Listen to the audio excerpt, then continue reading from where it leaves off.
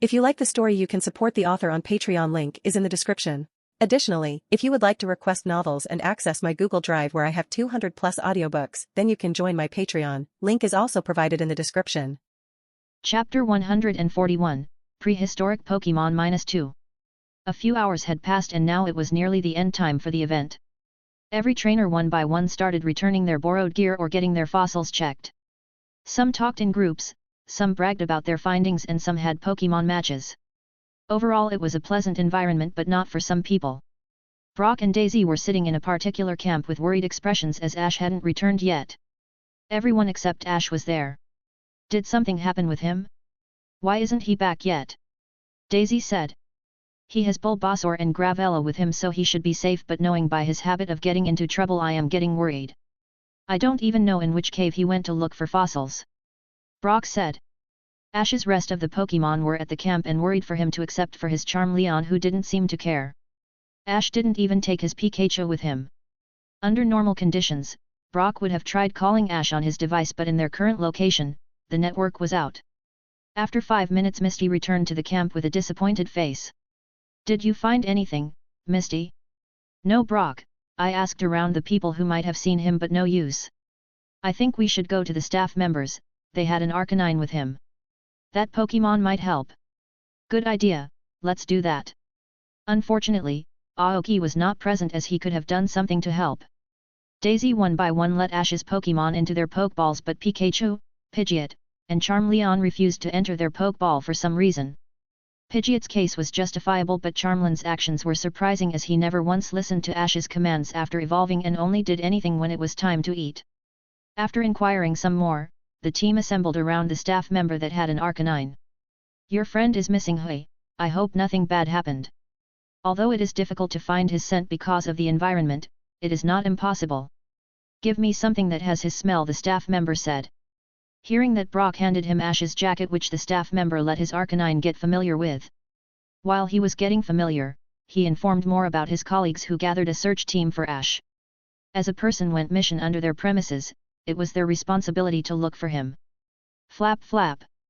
Sitting over the top of a large Charizard, Aoki reached the excavation site. I wanted to leave early but forgot about time after going through the samples. Hope I am not too late. From above, the entire view of the site was visible. Charizard land at the west end, I think I can see Misty there. GRNN. As Aoki got near, he could see trainers moving in a strange manner. Seeing this, he had some idea as to what was happening. His suspension became confirmed after talking to Misty. What is going on, Misty? You're back. Ash went missing, you see, so people are searching for him. First, the staff members started searching, then the rest of the trainers joined in the search. I think I will go search for him too. And yes, that's Ash's Charmeleon, take care of him for a while. Misty said before moving towards the group. Aoki noticed a Charmeleon from the corner of his eyes that was staring daggers at his Charizard. Oi Charizard, someone is staring at you. Hearing Aoki's voice, Charizard looked at the Charmeleon that he ignored till now. As soon as Charizard made eye contact with the Charmeleon, he jumped at Charizard with Dragon Claw only to be slammed to the ground by Charizard's tail. What are you up to, kid? Charizard gave Charmeleon a pissed off stare. Who do you think are you trying to attack with your punna strength? Do you have a death wish or something? Hey! Charizard gave a low roar. This must be Ash's Charmeleon, he has strong willpower but lacks discipline. His claws are sharp but his muscles and scales are not so developed. It feels like this Pokemon never trained. Aoki concluded. Seeing Chameleon's gesture, Aoki said, don't injure him too much, Charizard, he is someone else's property. Charmeleon moved and used Flamethrower at Charizard but only to be greeted back with a Flamethrower 5 times as large as his. Heading to Aoki's command, Charizard used more flashiness and less power to only cancel out Chameleon's attack. It felt like that was not enough as Charmeleon attacked again, and this time in addition to slamming him back to the ground, Charizard put one of his feet over Charmeleon to not let him move. Charmeleon was angry and confused. This Pokemon usually didn't care what happened, but when he saw someone of his kind, he wanted to prove his superiority. But the confusing thing was, why wasn't he able to land a single hit on this Pokemon? There was nothing more to it than it being bigger than him. There were times when he trashed Pokemon several times larger than him on the journey, but why was it different this time? Charmeleon had no idea what elite-level Pokémons were capable of. Due to Charizard's high level of energy control, his energy fluctuation was minimal, making him seem like a weak opponent whose only plus point was his size. It was at that moment that a loud round rang out in every direction, making everyone stop what they were doing. Boom! A large explosion occurred at one of the caves, followed by a black flash moving out of the cave. As the light fell on the black thing, everyone present there grasped in shock, surprise, and amazement. About 3 meters long grey body, hands attached with purple wings, legs with sharp claws, and a pointy tail. A long mouth with multiple teeth and sharp eyes.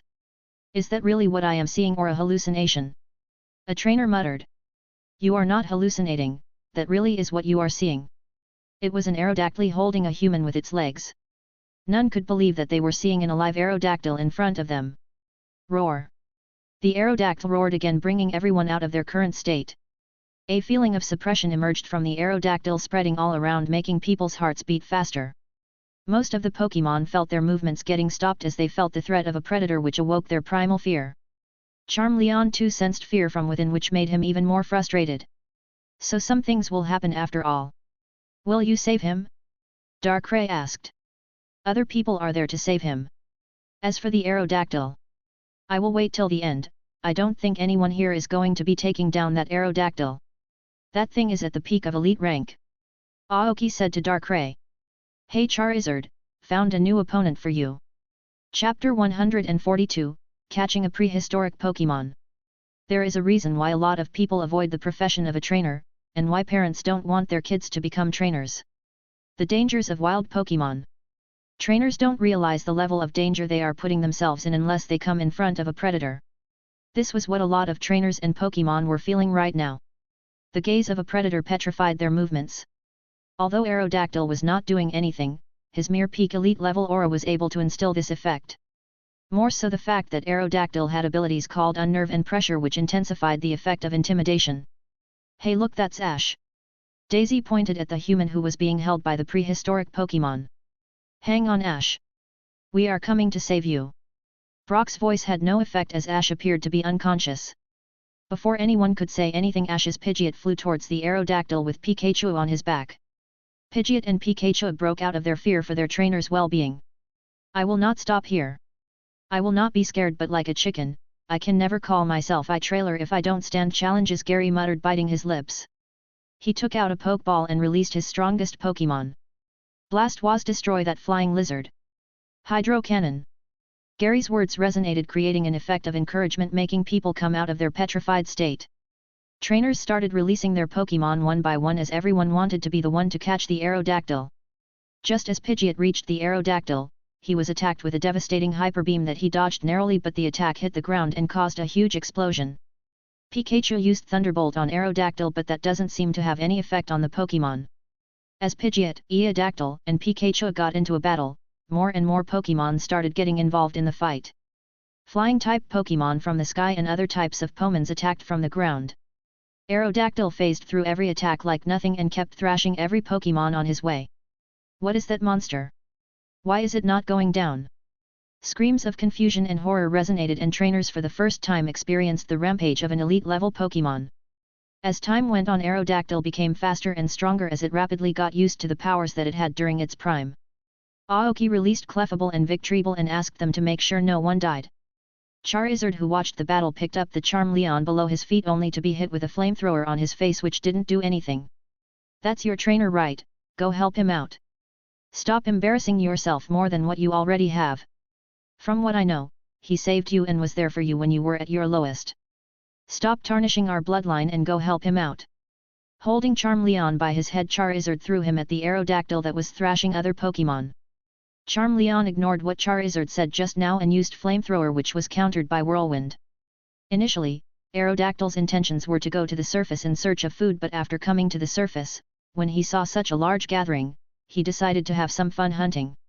Aerodactyl's main source of food was gone due to someone interfering, so he had to now find food himself. This place full of food was paradise for him, and this Aerodactyl had a habit of playing with his food before eating. The battle intensified as more and more Pokémon attacked Aerodactyl, who attacked with stronger power. Due to a large amount of movement, Ash woke up and freaked out, as this was happening Aerodactyl dropped Ash, who had to focus more on the battle. Aerodactyl roared and started a large-scale sandstorm that lowered the visibility and made the area more unfavorable.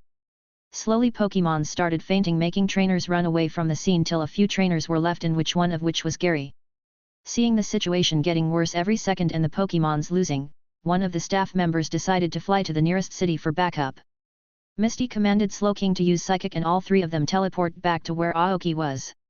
Ash's Pidgeot, Pikachu, Daisy, and Brock saw Slowking's actions and backed off toward Ash, but Charmeleon was still fighting. Pikachu and Pidgeot immediately cuddled with Ash after seeing him safe. Ash recounted the events that happened and gave back Brock Graveler's Pokeball. At that moment, Ash appeared in front of him, creating a hole in the surface for him. "Ash, your Charmeleon is still fighting that Aerodactyl," Aoki informed Ash. Ash made a horrified face as he knew that Charmeleon could never win against such an opponent that was playing with around 20 Pokémons like nothing. "You should discipline your Pokémons more, Ash, or you will regret it in the future. What is your problem, hey? You are the one that bullied Charmeleon and sent him to battle. You have done nothing significant so far, so keep quiet. Just because you are Brock's friend, what you did was forgivable," Daisy lashed out at Aoki.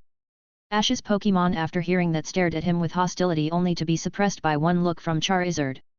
"Daisy, stop. Is that true, Aoki?" Ash said. Aoki ignored what Ash said and pointed at Charmeleon that was struggling. "Sometimes growth requires an external factor and a push at the right time. You should be grateful for what I did, or else Charmeleon would have taken a long time to grow." Ash looked toward Charmeleon and his eyes went wide like the others. The body of Charmeleon was enveloped in white light as he started evolving. The build of frustrations and continuous damage to his pride had made him reach his limit and trigger his evolution, which would have come much later. The evolution ended as Ash's Charmeleon had evolved into a Charizard. "Well, thank me later." Ash's newly evolved Charizard started attacking more ferociously with everything he had, but now that there are fewer Pokémon fighting, Aerodactyl was able to use more power and thrashed the master-level Charizard. Ash ran towards his Charizard rest to support him. "Call back your Charizard, Ash. It's time for me to show how a real Charizard fights." Aoki felt like Aerodactyl had caused enough destruction and it was time to end it. Strong trainers like Gary were still fighting the Aerodactyl, but there was no chance of them taking down that ancient monster. Aoki was delighted to see the power that Aerodactyl was using while fighting. Based on its reaction time, speed, and power, Aoki could say that the Aerodactyl was quite a fighter during its time, which didn't get rusted over time. Slowly the Aerodactyl was getting used to the moves and strategies of trainers and overpowering them again. That Aerodactyl had a wide variety of moves taken to very high mastery levels like Wing Attack, Ancient Power, Rock Slide, Stone Edge, Agility, Crunch, Iron Head, Hyper Beam, Dragon Claw, Sandstorm, Dragon Pulse, etc.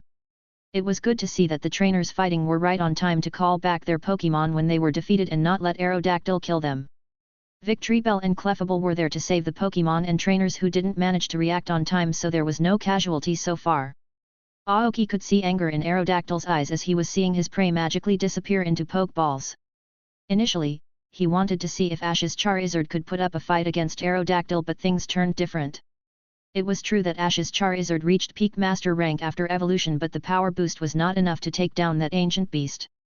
Moreover, Aerodactyl was controlling the environment with the moving sandstorm. He had used ancient power a few times, raising all his stats a lot. Aoki turned to his Pokémon standing beside him. "Charizard, let's go!" Roar. Hearing Aoki's signal, Charizard roared and completely released his energy restraints. Charizard's roar was even more terrifying than the one Aerodactyl used, making every Pokémon petrified again. Charizard's roar had different intent than that of Aerodactyl. His roar issued a challenge. This attracted the attention of Aerodactyl, who looked at Charizard with madness. Aoki's Charizard flew past Ash's Charizard while making eye contact for a second. That one look conveyed a lot of feeling, but the most important message was watch and learn. Clefable, Victreebel, stop anyone from interfering in the fight. Misty cleared out the area. Roger. Both Aoki and Misty started running toward the central area. Misty released her Golduck, Starmie, and Politoed while Slowking was already around her. "All of you use Psychic and stop all the Pokémons and trainers from moving," Misty commanded. The trainers fighting the Aerodactyl found themselves being stopped by an external force. Some shouted angrily, but those voices were suppressed. "Anything is fair in the way of Pokémon training," Misty muttered with a smirk. Gary looked at his Kadabra, who could teleport him, but Gary asked not to. Back to the battle. Aerodactyl used Stone Edge, which was responsible for taking down a lot of Pokemon, but Charizard effortlessly dodged every single one of them.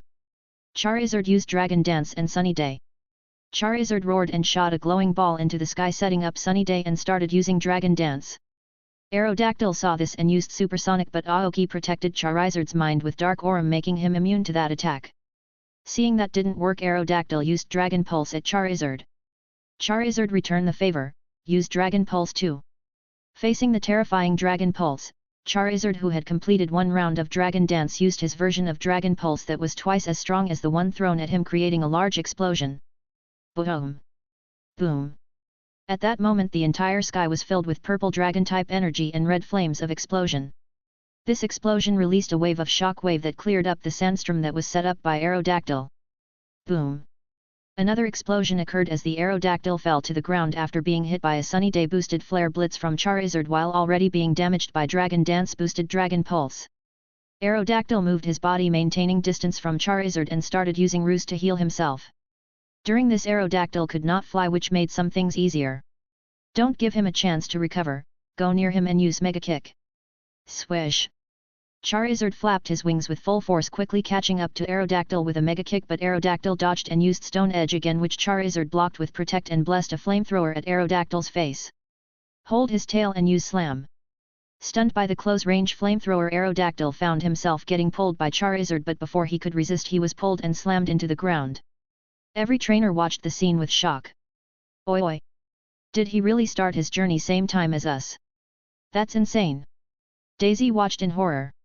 No wonder he was not worried about anything, he had the power to solve everything from the start. If his Charizard is this strong, so his actions with Charmeleon made sense. A little far from her, Gary was horrified too.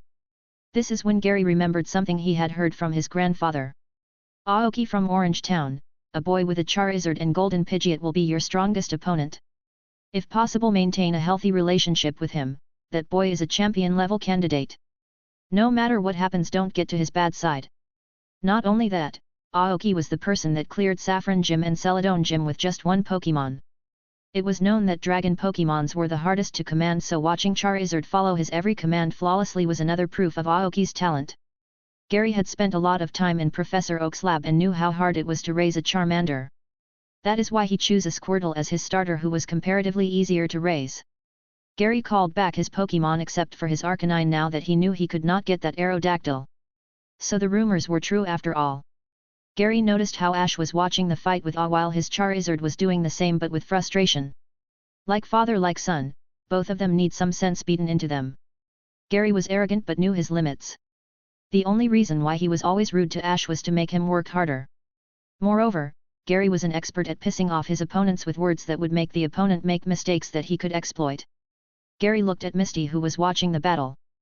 The fourth sensational sister and the daughter of the previous Cerulean gym leader. Gary was a smart trainer and did a lot of research about some strong trainers from his generation, and one of them was Misty. After some digging, he found that she too was a competitor in the upcoming tournament that he prepared so much for. Seems like I will be having a tough time. Seeing the fierce battle between two monsters, all the trainers called back their Pokemon too as they reached the same conclusion as Gary. Boom! Another loud explosion resonated as Charizard used Dragon Rush to crush Aerodactyl's Hyper Beam and make Aerodactyl almost faint mid-air. Ended Charizard's Seismic Toss. Charizard grabbed Aerodactyl's tail and slammed him to the ground from above with his full power. Boom! Aerodactyl crashed to the ground, forming another crater. That final attack was the conclusion of the battle, as Aerodactyl could not stand up after that. Charizard released another terrifying roar announcing his victory. Taking out an Ultra Ball from his bag, Aoki threw it at Aerodactyl, successfully catching it. Another monster added to my team. Aoki put away the Pokeball with a smile. The trainers who witnessed the battle were still dazed and some could not believe their eyes. A lot of them watched two elite Pokemon clash for the first time, so their reaction was justified. 10 minutes, that's what it took him to defeat that Pokemon that took us so long to even make serious. He already has an elite level Pokemon which cannot be raised with just money and hard work alone. If he can achieve that in such a short time, then there is no doubt about his talent in Pokemon training. Gary analyzed Aoki's Charizard. Spending time with a person who is the world's most famous professor has taught Gary to see things from a different perspective. Alongside watching Charizard, Gary was watching Aoki too. His body movement, his awareness, and his way of commanding that get the intended effect as if he knew the opponent's next move was astounding. Ha! I hate to say it, but there is no way I am beating him if we ever fight. His Charizard can alone almost take down my entire time, and I haven't even his other Pokemon. Whatever, something like winning the Pokemon League or working for the League Alliance was never my objective anyway. As long as I become strong, that is what matters. He just took the opportunity that we created to weaken that thing. There is no way he is that strong, someone muttered. Yeah, yes, if not for that girl interfering, one of us might have caught it first, said another, pointing at Misty. Hat. Idiots. Can't even face reality. Bunch of losers. Let's go, girls, our work here is done. Gary said to the group of girls who traveled with him. Hi, young Master Gary. Some trainers got offended by Gary, but his Arcanine made them shut up. Chapter 143, After Effects. Aoki picked up Aerodactyl's Ultra Ball and handed Charizard a packet of his favorite poke block. And now for the mess. Aoki's gaze swept over the damage the attack had left behind. There were numerous craters on the ground, and the majority of the ground stabilizers were damaged. Additionally, because of all the movements, it was unsafe to excavate without the use of specialized equipment. Fortunately, no trainers or Pokemon were hurt, or the organization, which is still fairly new, might have had problems. Misty, the others, and the staff members all joined forces to thank Aoki as he flew back in her direction. Nobody questioned why Aoki didn't get involved earlier, given that he had such a powerful Pokemon. The Aerodactyl was rightfully Aoki's now, so nobody even brought up the subject of ownership. Despite there being no fatalities, numerous injured Pokemon and trainers required medical attention. The camp was unharmed, which made the tasks easier, and the battle took place in the areas of the excavation. A small police force showed up an hour later, riding on some Pokemons like Dodrio and Ponyta. But by that time, many trainers had left for Fuchsia City, while the rest who remained were asked for their perspective on the incident. Lastly, Aoki, Misty, and Ash's team were called in together. Ash had asked Graveler to make a big hole while he tired for other spots. While this was going on, Gravella discovered something hard, and Ash assisted in digging for it in the hopes that it was a fossil. However, as they dug, the ground gave way beneath them, causing them to fall a considerable distance. Ash immediately summoned Bulbasaur, who, along with Gravella, made their fall more secure. Surprisingly, the underground area was not as dark as it appeared due to the presence of numerous glowing plants and glowing liquid in various patches throughout the area. The scientists immediately began drawing conclusions by connecting dots, which made them excited every second. Bit by Ash revealed the existence of living fossil Pokemon down there, shocking and surprising everyone. That's when Ash came across the Aerodactyl, who attacked them out of nowhere and defeated both Bulbasaur and Graveler. That was Ash's last memory before passing out.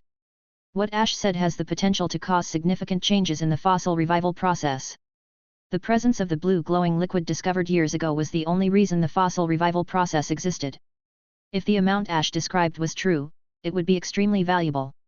The archaeologists immediately dispatched a team to Fuchsia City to contact the Researcher Alliance headquarters in order to dispatch a team. This was a fantastic find.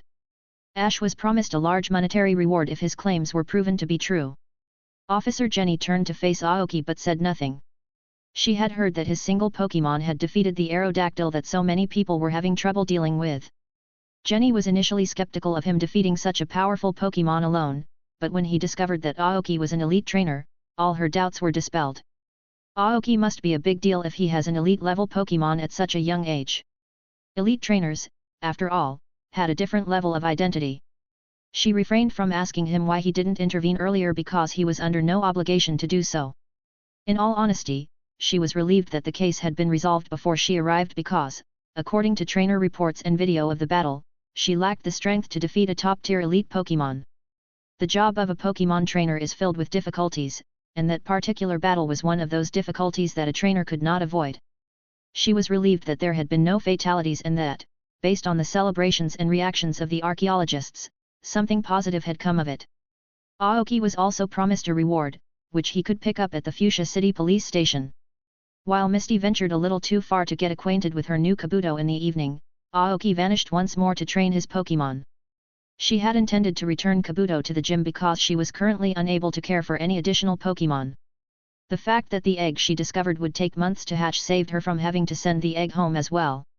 Aoki and Misty had agreed to accompany Ash's group to Fuchsia City. While Ash's Pikachu and Charizard slept, Brock and Daisy were hard at work in their studies back at the camp. Ash was a little disappointed that he had not discovered any fossils, but he quickly moved past it because he had other concerns, such as his Charizard. Charizard's evolution and resulting strength made him happy, but he was also disappointed in himself. With all the Kanto starters, Ash was assembling a team akin to his father's, but things were not going well. A different trainer quickly identified the issue and helped Charizard grow stronger than he had ever been able to. Because of his evolution, Charizard is now more powerful than the rest of his team. Charizard's cooperation would have been advantageous, but it was evident that it was giving him the cold shoulder. Ash, regaining his self-confidence as a trainer, inquired of Aoki what Ash's mistake was in the Charizard's upbringing. Aoki didn't say much and handed him a research paper on the Charmander line written by Professor Gunhilder. The more he read, the more he realized why his Charizard didn't listen to him. Simply put, Charizard didn't think he was worthy enough. Ash recalled all the instances when he put Pikachu ahead of his other Pokémon almost exclusively in battle. Since Pikachu was his starter, it was true that he was a little partial to him, but he never had a weaker affection for any of his other Pokémon. He should have realized Charmander wanted to fight more, train more, and be recognized more. When Charmander evolved into Charmeleon, he lost interest in his trainer and decided that Ash was not deserving of his cooperation. Ash tried a few times and didn't put as much emphasis on regaining Charmeleon's trust because he thought he'd be back to normal in no time, but it only made matters worse. This made Charmeleon feel unwanted, and he became colder to Ash as a result. Charmeleon's dragon pride was harmed. Chameleon had decided to become strong on his own, so he challenged every wild Pokémon that came in front of him whenever Ash released him. Charmeleon was able to evolve thanks to Aoki's intervention, otherwise, with what he and Ash were doing, Charmeleon would never evolve. Ha! So many mistakes. I would have lost Charizard forever if it hadn't been for this wake-up call. There's still time. I need to regain his trust. I will never abandon him or any of my Pokémon, Ash muttered. Pikachu, who was sleeping a few meters away, approached Ash and snuggled with him once more. Thank you very much, Aoki, thank you, Professor Gunhilder, Ash muttered as he fell asleep. Chapter 144, Fuchsia City. After a full day of travel, Aoki and his group arrived in Fuchsia City. They were welcomed by a flurry of celebration as soon as they arrived in the city. Various shops and decorations were scattered throughout the city. Daisy widened her eyes as she looked at her watch. Shit, we only have an hour before the breeder exam registration closes. We need to hurry, Brock. Daisy yelled. Misty Aoki, we'll meet later. Brock yelled as they dashed towards a taxi. Aoki and Misty began exploring one area of the city after finding a cozy hotel and refueling. Due to the presence of the official poison-type gym, which was led by Elite Four Koga's sister Aya, this city, like all others, had a color scheme that mixed violet and maroon. Although the city was big and developed, there weren't a lot of tall structures there. In contrast to the 20-30 floored buildings they had seen in other cities, the tallest building in the entire city was only about 12 stories. Misty gulped down 2 bottles of water in one sitting because the food in this city was extra spicy. Even that wasn't enough, so Aoki took some sweets from his stash and gave them to her. Misty had to take a break because her face had turned bright red from the amount of spices in the food. She was astounded to see stores selling so much spicy food, but she was even more shocked to see some customers ordering extra spicy food. These people are not humans. Compared to us, they are a different breed. Misty swore silently to herself. Aoki learned from the locals and shopkeepers that every kind of spice grown in Kanto and Yoto can be found in this city.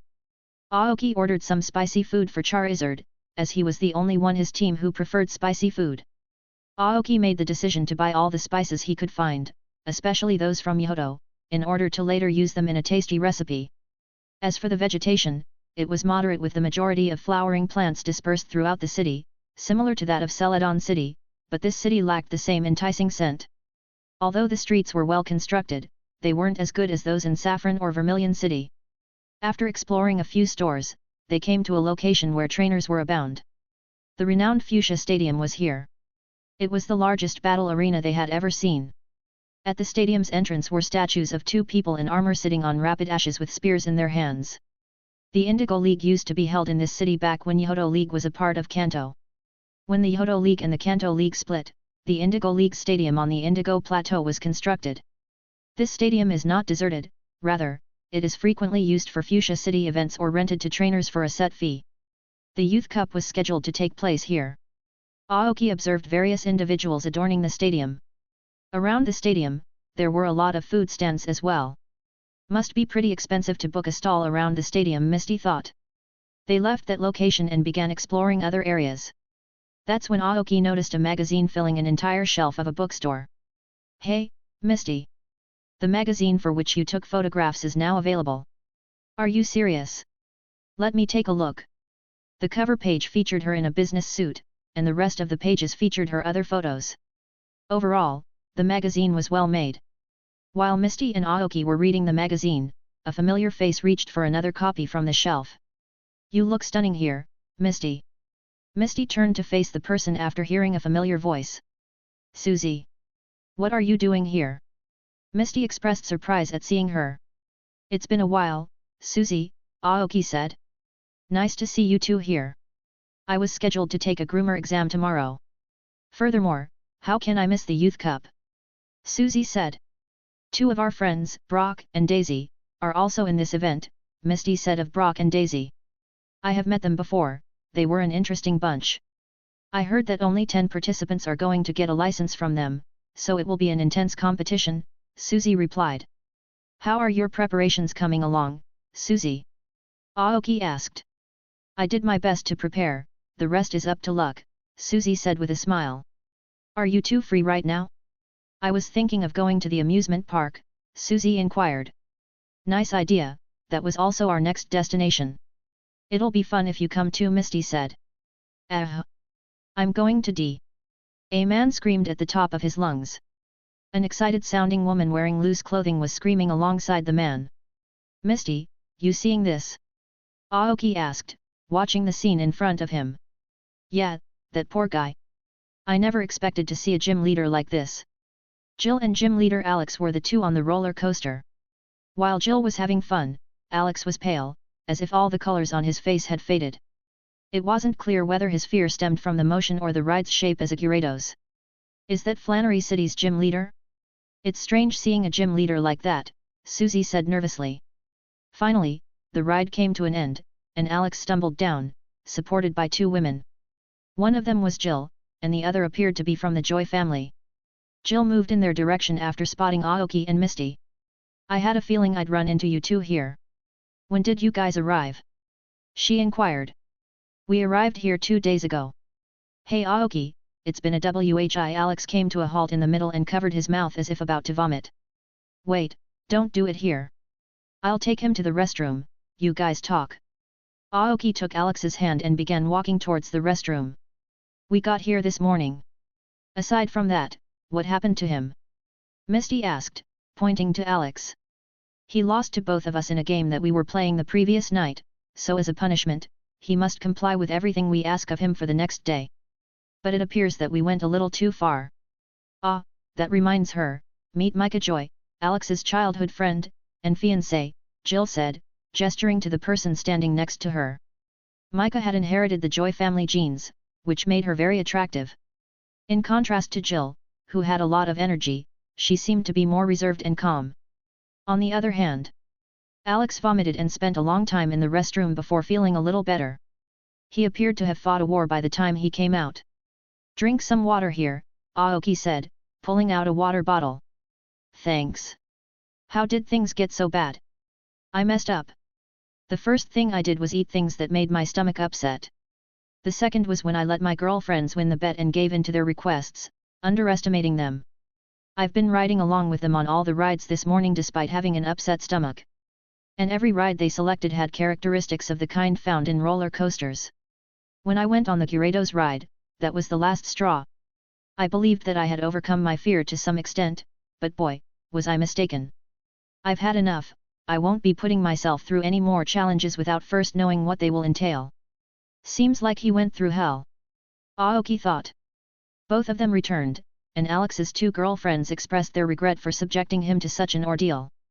3 of them made the decision to stop for the day and went into a nearby restaurant to have lunch. After finishing that, Aoki's team could now enjoy themselves. 3 of them stayed in the park until late in the evening before returning to their hotels. Late at night, Aoki rode Pidgeot out of the hotel and landed in a forest outside of town. He released each of his Pokemon one by one while holding a Pokeball in front of them. We have a guy who needs to be disciplined. The peak elite stage Aerodactyl that had just emerged from the Pokeball roared and tried to attack Aoki right away but was immediately knocked to the ground by a powerful gravitational field. Get to work, everyone. Chapter 145, Fuchsia Stadium. Boom. Cree. The sky above the stadium was covered with fireworks on a certain morning. All the people around the stadium were in high spirits as this was the day when the Youth Cup began, which only happens once in a few years. There was a large number of cameras all over the place to record the crowd and other things for a live telecast. The police force was deployed all over the place to maintain order and safety of the crowd. I have never seen so many people in one place, Misty said, looking through the glass wall of a spacious hall that showed the inside of the stadium. It's a special event after all. People are hyped up for action that they don't get to see often, Aoki said, standing beside Misty. All the seats in the stadium were filled with people who were there from all over Kanto to watch the preliminaries of the Youth Cup. The fights that will be happening in the event are not simple fights but fights in the level of Pokemon League, so the excitement was high. The event will take place over 2 days, selecting 3 among the top 80 participants. The area where the Pokemon will be fighting was large too. Generally, a match in such a big stadium occurs in 2 formats, either full stadium grass format or standard field size battle, which had a specified area. In this stadium, that specified area was special as it was a type-changing field. Rock field, grass field, water field, ice field, etc. were the fields that could be chosen. Aoki, do you know who will be the chief guests? Yes, the Elite Four and Professor Oak will be coming. The Elite Four! Misty exclaimed, attracting some attention from the people around her. The event is significant after all. They will be seeing a potential candidate that might one day join their ranks, Aoki said. Did that make you nervous, Misty? Said an unknown familiar voice behind them, making both of them snap their head in that direction. It was Sabrina who teleported behind them. She wore a black full-sleeve dress that made her look very beautiful. Her appearance immediately attracted a lot of attention from all the people present there for her beauty and status. We were just waiting for you, Sabrina, Misty said with excitement. She was meeting her after a while after all. As for your question, I am fired up more than ever. Can't wait to show you how much I am improved since our last battle.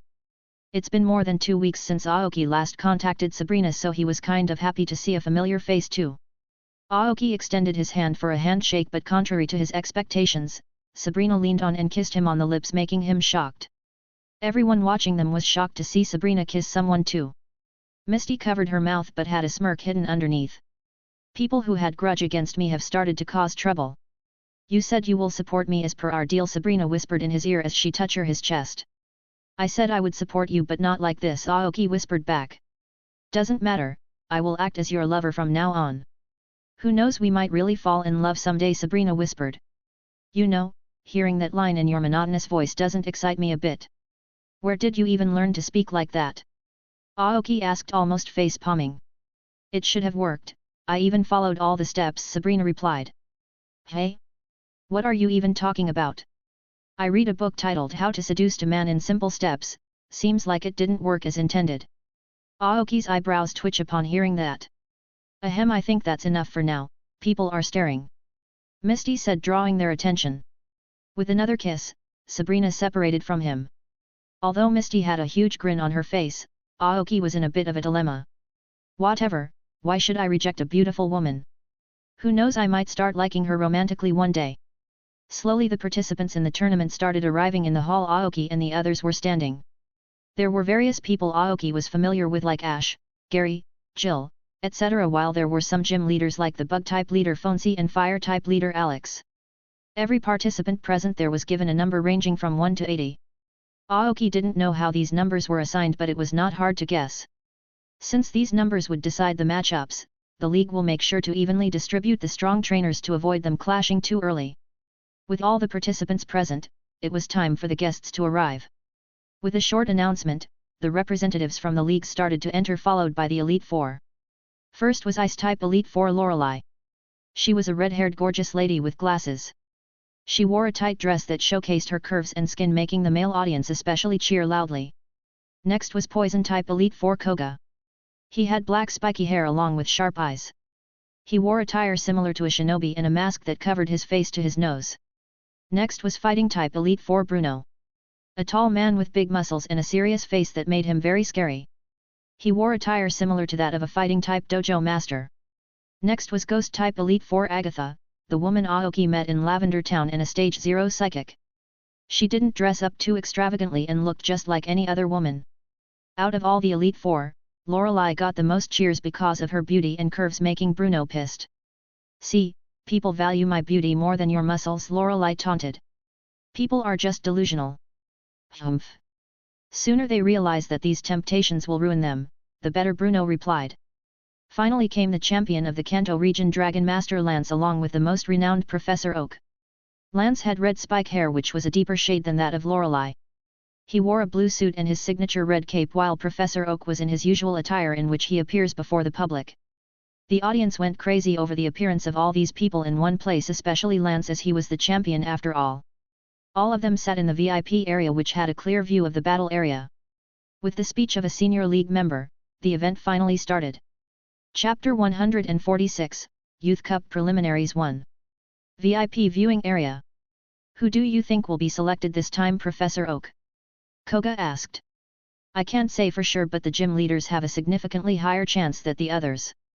If I had to choose a pick, I would say the Saffron City gym leader has the highest chance," Oak said. "Don't forget about your little Professor Oak. I don't think he would have any problem with his identity getting exposed, as he is quite strong," Agatha said, intervening in the competition. "Who are you talking about?" Bruno asked. "Professor Gunhildr, who else?" The others, who were ignoring the matter, became interested too. Aira didn't know the famous Professor Gunhildr, who has caused quite a storm with his observations and theories, was a participant. Since he is a participant, he must be very young. If Agatha is talking about him, then she must know his identity too, right? Asked Lorelei. "No need to hurry, you'll find out soon enough."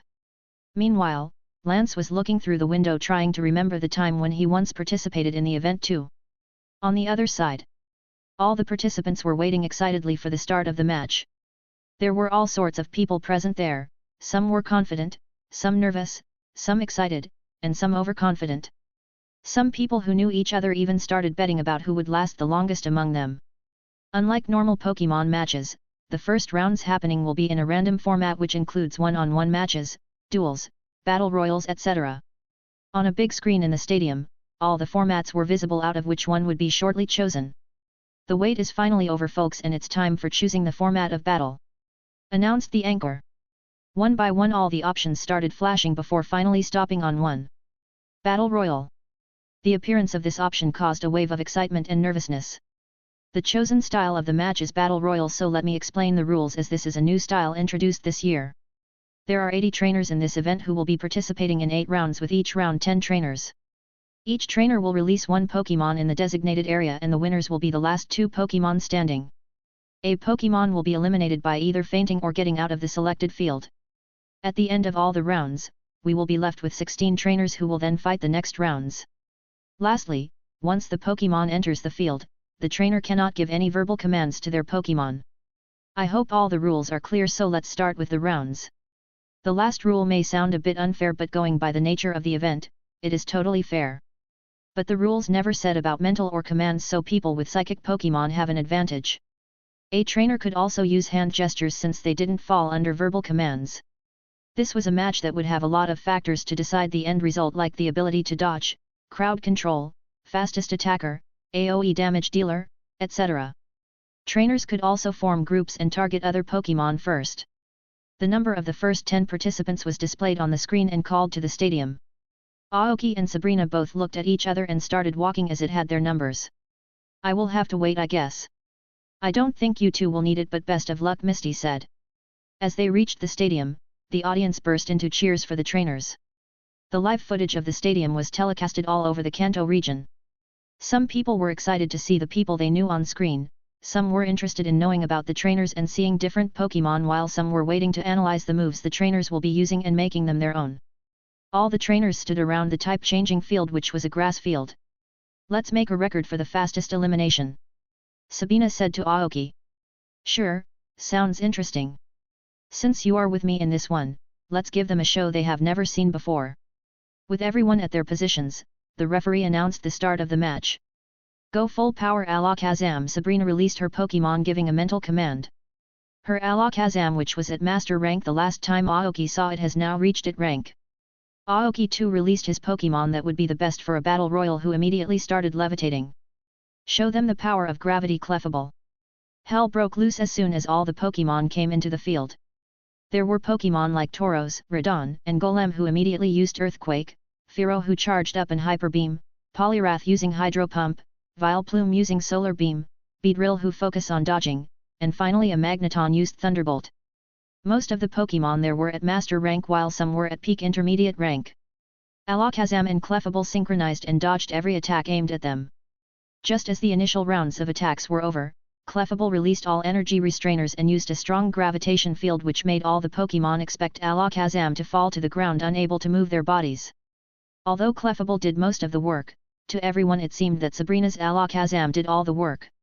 What actually happened was only inferred by a handful of people. Sabrina's Alakazam is strong, Bruno said looking at the match. No, you are wrong. Lance narrowed his eyes. It's the Clefable's doing. Never seen a Pokemon having so much mastery over gravity, Lorelei said. Professor Oak didn't say anything, but he was analyzing a lot of things in his mind. An elite-level Clefable, seems like I need to have a talk with Aoki soon. The match will end in the next 10 seconds, Agatha said looking at the field. And just as she predicted, an overwhelming amount of psychic energy burst out of Clefable and Alakazam, blasting all the other Pokemon out of the field, making them faint at the same time. The Pokemon this guy trained is insane. Lance thought, seeing Aoki's Clefable. Silence enveloped the stadium as people stared at the field and the screen with their eyes opened wide. The audience went crazy, but the trainers stood there in their places, shocked by the power level described by the two Pokemon. It didn't take even a minute for the two of them to completely destroy the match. Aoki and Sabrina called back their Pokemon and left the stadium, leaving the trainers standing there in their dazed state.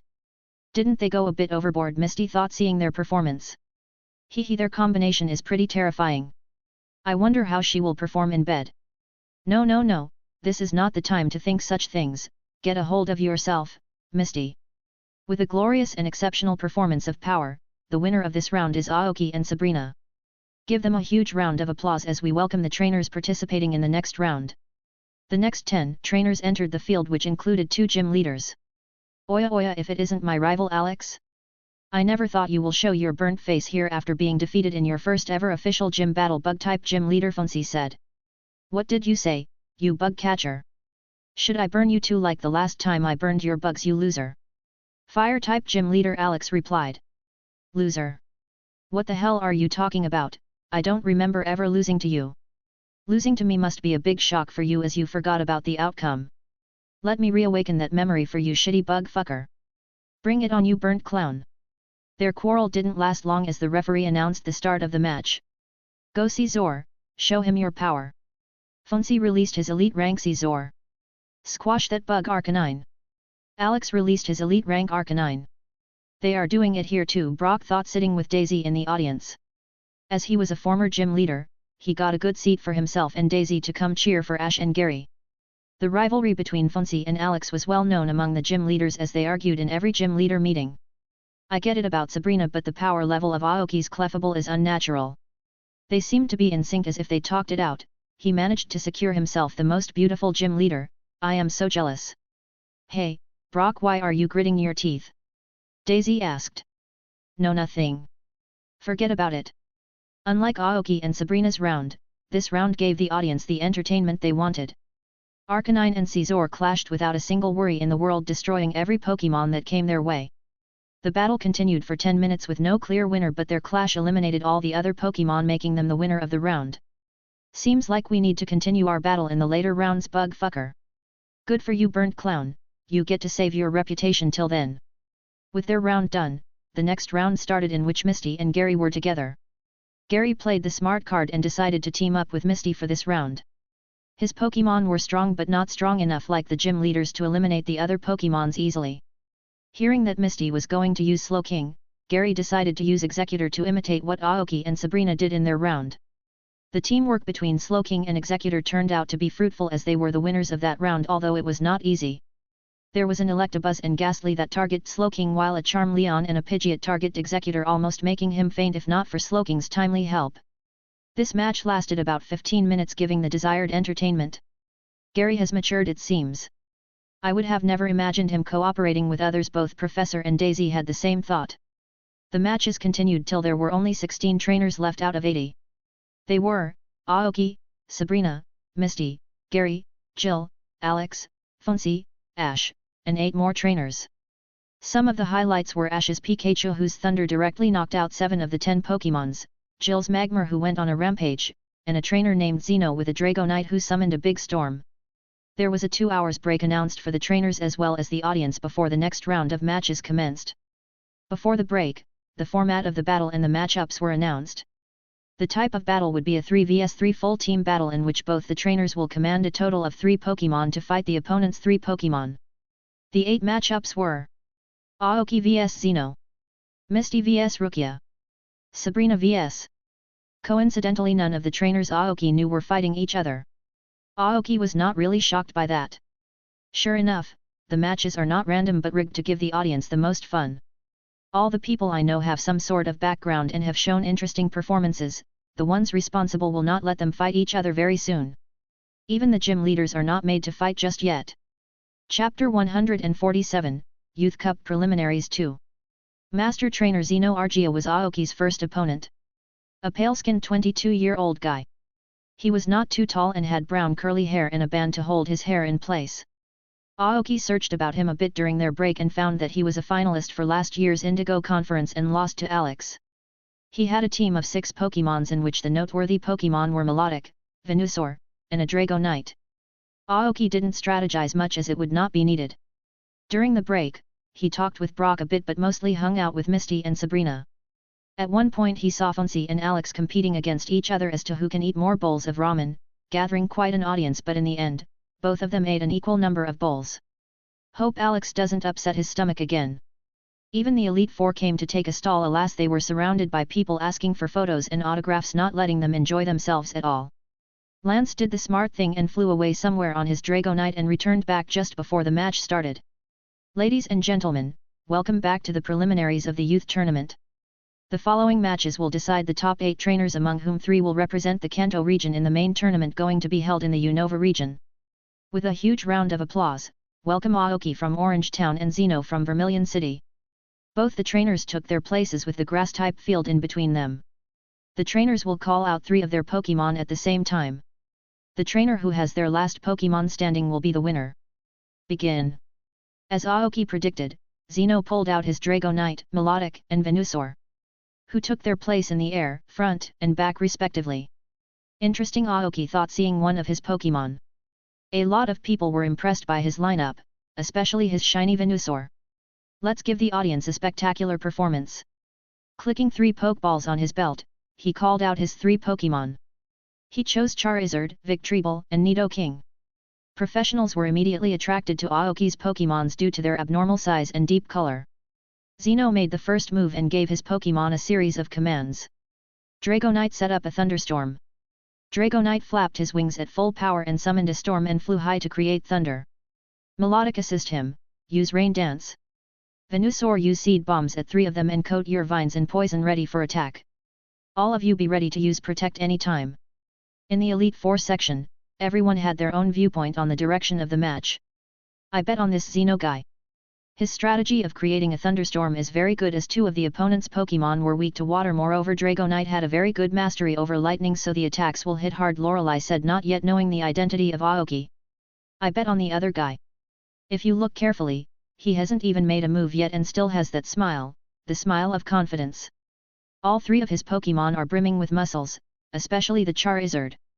That trainer is special. Bruno said. Agatha was not so interested in the match while Lance was looking at the Charizard and Dragonite whom he expected to clash. Seeing the storm getting larger, Aoki started to make his move. Charizard use Miniature Sun and Dragon Dance. Victreebel use Miniature Sun and target the Melodic. Nidoking use Ice Coating and go target the Venusaur. No holding back, destroy your opponent. Aoki commanded as every second the storm got worse. The use of miniature sun made the Elite Four surprised. It was a condensed form of sunny day that only covered a small area around the Pokémon, reducing the chances of being cancelled by the weather condition that was around. In the field, 3 battles started simultaneously, shown on the screen using 3 cameras. Charizard completed Dragon Dance and flew towards Dragonite at his full speed, tearing through the storm effortlessly. Charizard used Dragon Claw and attacked Dragonite, who responded with Dragon Claw too, but immediately lost the confrontation, taking massive damage. Dragonite felt an immense threat from Charizard and used Thunder, whose power was amplified due to the thunderstorm summoned. Rumble. Charizard opened his mouth and released his strongest Dragon Pulse, which collided with the thunder. Boom. A large explosion covered the sky with a loud sound, making people cover their ears. Impossible. Now Dragonite was shocked as Charizard dealt with the attack effortlessly that so many Pokémons went down to. Charizard grinned seeing Dragonite's reaction. Dragonite abandoned the storm and immediately gathered all his energy for his strongest attack. Outrage. You call this outrage? Let me show you what real outrage looks like. Charizard roared as even more wild dragon-type energy was released from his body. Boom. The clash of 2 dragons caused so much energy fluctuations that the entire storm was erased, giving a clear view of the sky above the field that was dyed in a bluish-purple color. Just like Charizard, Aoki's other Pokémon were dominating the battle too. Melodic was very good at water and ice-based attacks, but its power got weaker every second due to the influence of Victreeble's Tri-Powder attack, which has gotten more effective over time. Victreeble destroyed every move Melodic threw at him effortlessly, making Xeno panic every passing second. Boom. A point-range solar beam hit Melodic, making it faint and ending the round. Lastly, Nidoking went wild on Venusaur with his physical attacks. Nidoking was fast enough to dodge most of Venusaur's attacks and tank the rest of the attacks. With the amount of training Nidoking had done with Victreebel, he knew how to get rid of Stun Spore and Poison Spore. Venusaur used the Earthquake multiple times, but Nidoking responded back with an even stronger Earthquake. During the entire fight, Nidoking and Victreebel didn't let their opponent help each other, making it easier to deal with them. Xeno tried his best to command the 2 Pokémon that were on the land, as Dragonite was too far to hear him, but all of his commands proved to be futile. In the face of pure power, his strategy didn't work. Boom.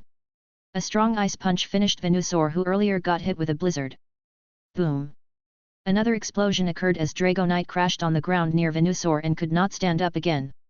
Within 3 minutes, all 3 of Xeno's Pokémon were down. That was a breathtaking performance from both sides, but trainer Aoki took the glory with his team taking down all 3 of the opponent's Pokémon simultaneously. Give a massive round of applause for the winner, Aoki. The audience cheered and clapped loudly and called his name as Aoki left the stadium after shaking hands with Xeno, who tried to maintain a smile but clearly frustrated. A lot of trainers had not paid much attention to Aoki during the earlier round, assuming it was all Sabrina's doing, but this round made it clear how dangerous of an opponent Aoki was. He totally crushed his opponent with an overwhelming force they never expected. Grandpa was telling the truth, after all, this guy is a monster. Gary thought. The match's outcome surprised Lorelei too, as she lost the bet to Bruno, who had a scary smile. The Charmander I gave out as a starter has grown a lot. Professor Oak commented. Was this Charmander similar to the one you gave to Red? The one with the very high potential? Lance asked. No, it was normal Charmander I received from the Charcific Valley. To be able to take that Charmander to this level of power in such a short time, I severely underestimated him. Oak said. Seems like someone would be soon coming after my seat. With his strength, he was a high chance of winning the event. I don't think his identity will be hidden much longer, Lance. Why don't you ask him if he wants to stop hiding his identity? I don't think he will have any problem, as he is strong enough to protect himself. Agatha said. I will ask him before the event ends, Oak said. What are you people talking about? Lorelei asked. If you use your narcissistic mind properly, you would have realized that Aoki was Professor Gunhildr from the conversations, Bruno said.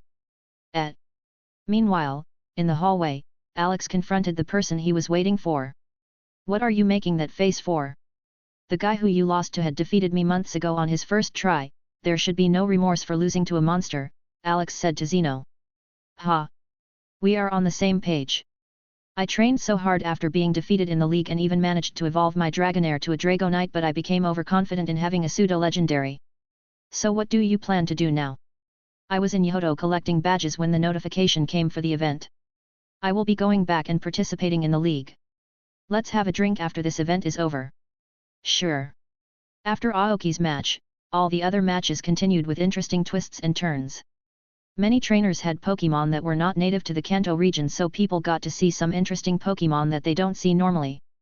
At the end of the day, all the people Aoki knew won their rounds except Jill, as a trainer that specialized in electric types defeated her team.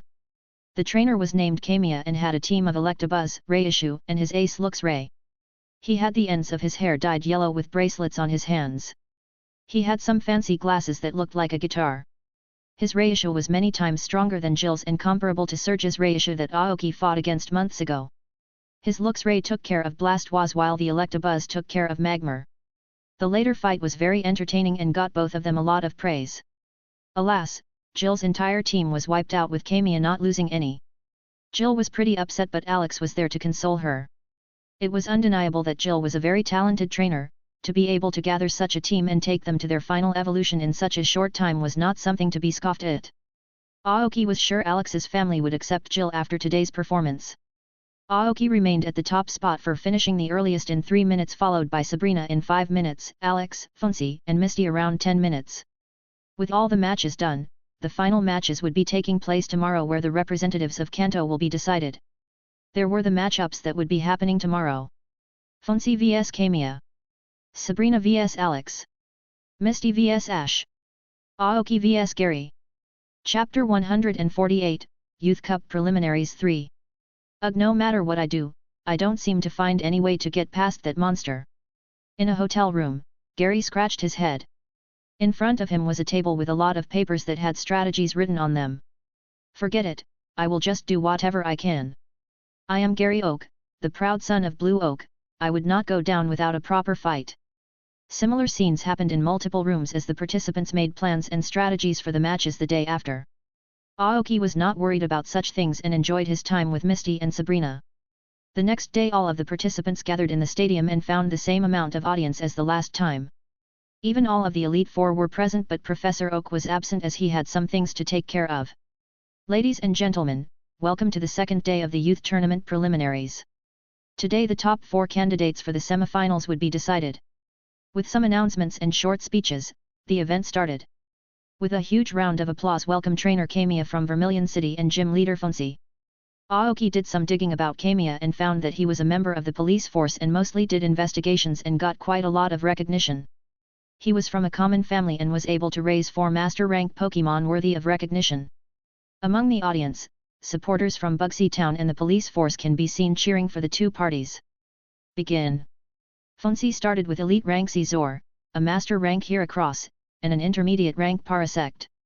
People were surprised by Parasect as it was considered to have very low combat capability, but Aoki knew how useful a Parasect can be in a group battle. Against Funcy's lineup, Kamiya called out Electabuzz, Luxray, and Magneton, with all 3 of them in moderate rank. Magneton's steel type might help him stand up to the fast attacks of Funcy. Parasect started showing his magic by releasing sweet scents, poison powder, spores, and leech seeds around the field. Scizor and Heracross flapped their wings to get rid of those up to a certain degree, but let themselves get affected as if they were trained to do so. Kamiya immediately went to the offensive to take down the Parasect with Electabuzz Psychic and Luxray's Fire Fang and was successful, but the damage was already done. 2 of his Pokemon were poisoned and became lethargic due to the effect of sleep power. Funcy let his Parasect get taken down while his Scizor and Heracross were ready with the boost from Swords Dance. After this, the match didn't last much longer as Scizor and Heracross took down his entire team. Kamiya tried his hardest and took down Heracross, but his Scizor felt impossible to take down. Along with strong attack, the Pokemon had terrifying speed which made it extremely difficult to hit. Kamiya's Pokemon were strong too, with appropriate speed, power, and good reaction time, but lacked planning. Might have given Funcy a harder time if he attacked by making a strategy instead of attacking straight forward. The winner of this round is gym leader Funcy. Both of them received a lot of cheers for their match. Funcy left the stadium smiling while Kamiya didn't look too disappointed. As Aoki assumed, Kamiya really wasn't disappointed. He never really intended to participate in the event and has already fulfilled his wish of becoming a police officer, but decided to participate in the event after getting recommended by his work buddies. Knowing that he was in the top 10 trainers for this term was more than enough for him. Gym leader Funcy decided to sacrifice one of his Pokemon to make the rest of the match easier to sweep. When a Pokemon is poisoned, the battle against time starts, Koga commented. His team was unaffected by the powders released by the Parasect, he has trained them to deal against them. Though he underestimated Kamiya a bit as one mistake made his hair across due down, Lorelei commented. For the next match, welcome Gym Leader Alex and Gym Leader Sabrina. Both of them received a lot of cheers, especially Sabrina for her beauty and reputation. She already had a large portion of the crowd calling out her name. Begin. Sabrina called out her Alakazam, Slowbro, and Dusk Noir, which was a terrifying lineup. She still didn't bring out her ace Gardevoir. Alex called out his ace Elite Rank Arcanine, Typhlosion, and Ninetales. This was the lineup that he had used against Aoki. There seems to be an improvement in his Typhlosion as it was in the quasi-elite stage and just needed a strong push to get into elite rank. All three of Alex's Pokémon attacked together with Fire Blast, filling the field with flames.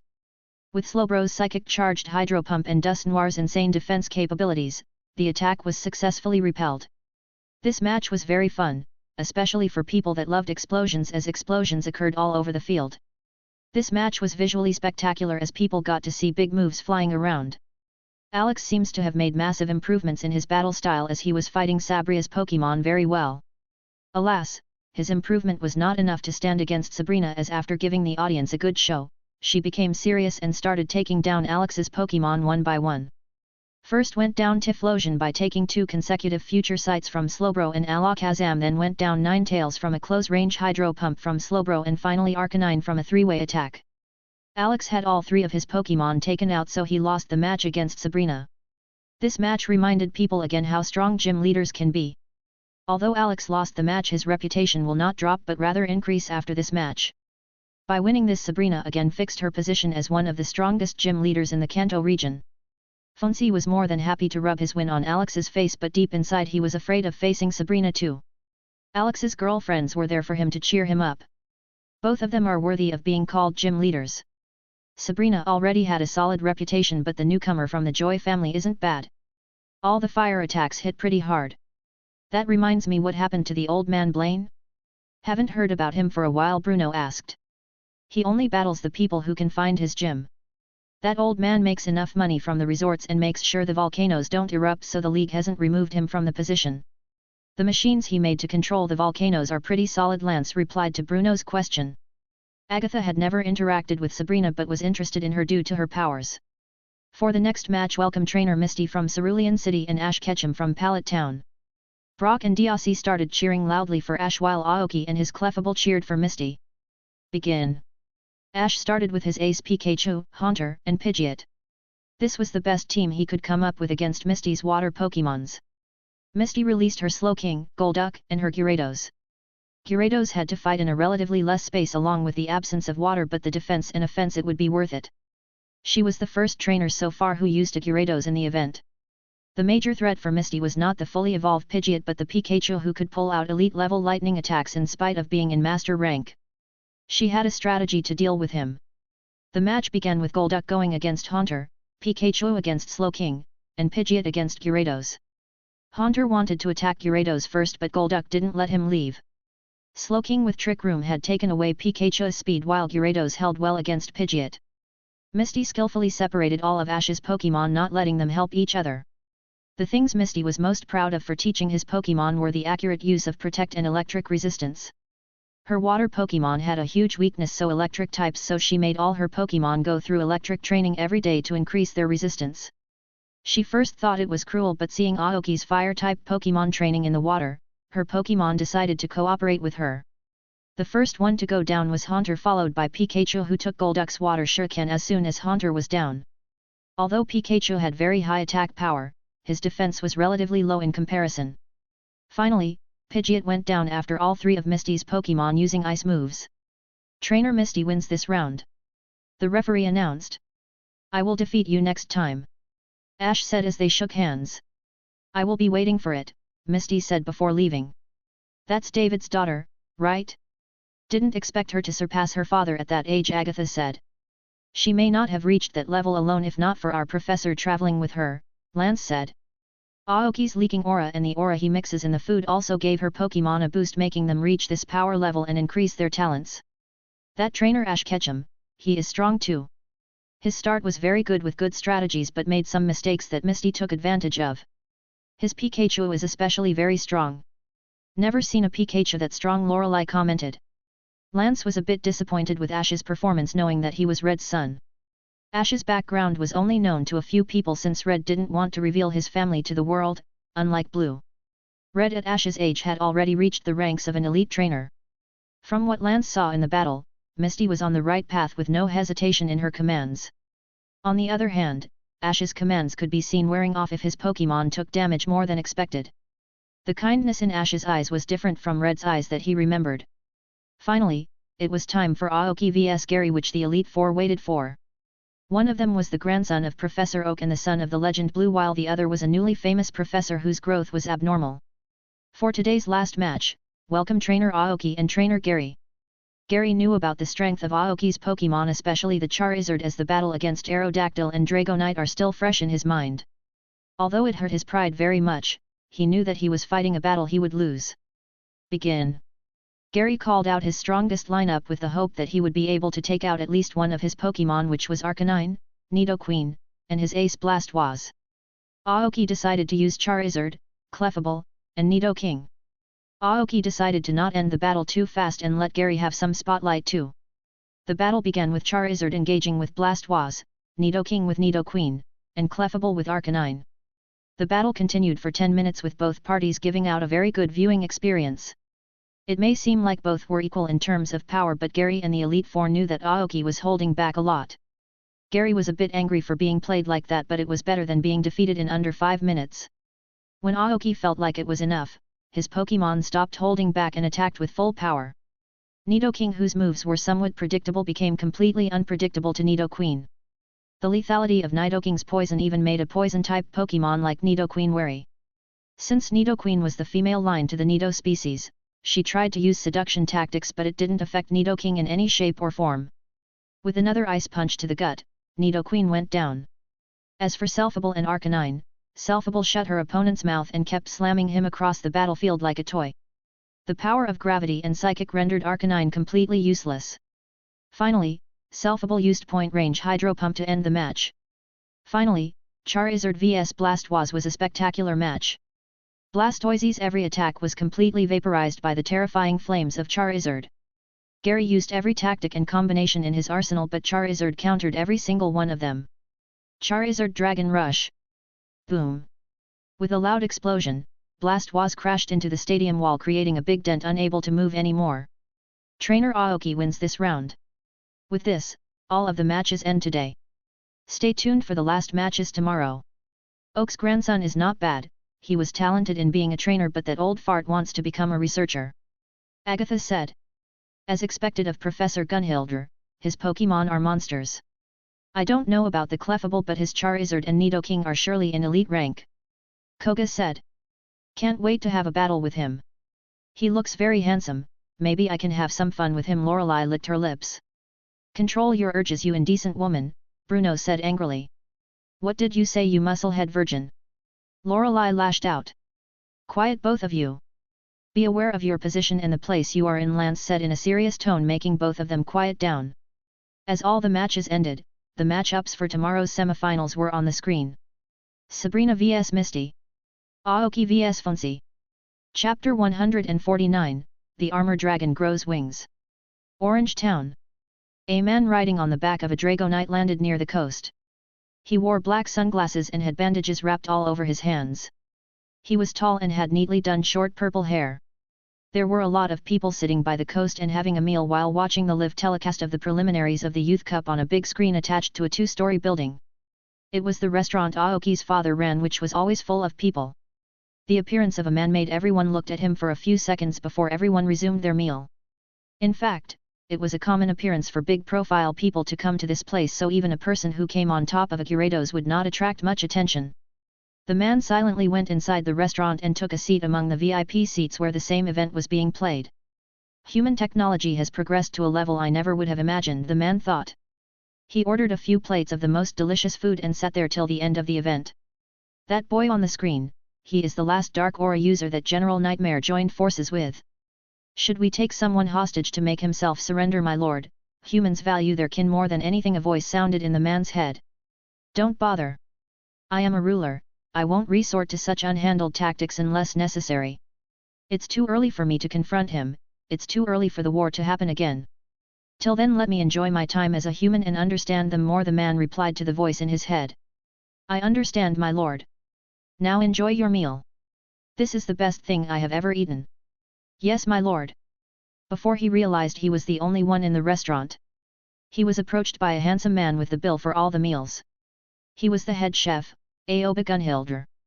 For the father of Dark Aura user, he doesn't look special, my lord, Marshado said into the mysterious man's head. It is not necessary that the creator will be stronger than his creation, my child. It should be a father's honor if their child is stronger than them, the mysterious man said. You don't look from around here. May I ask your name if you don't mind, Aoba asked.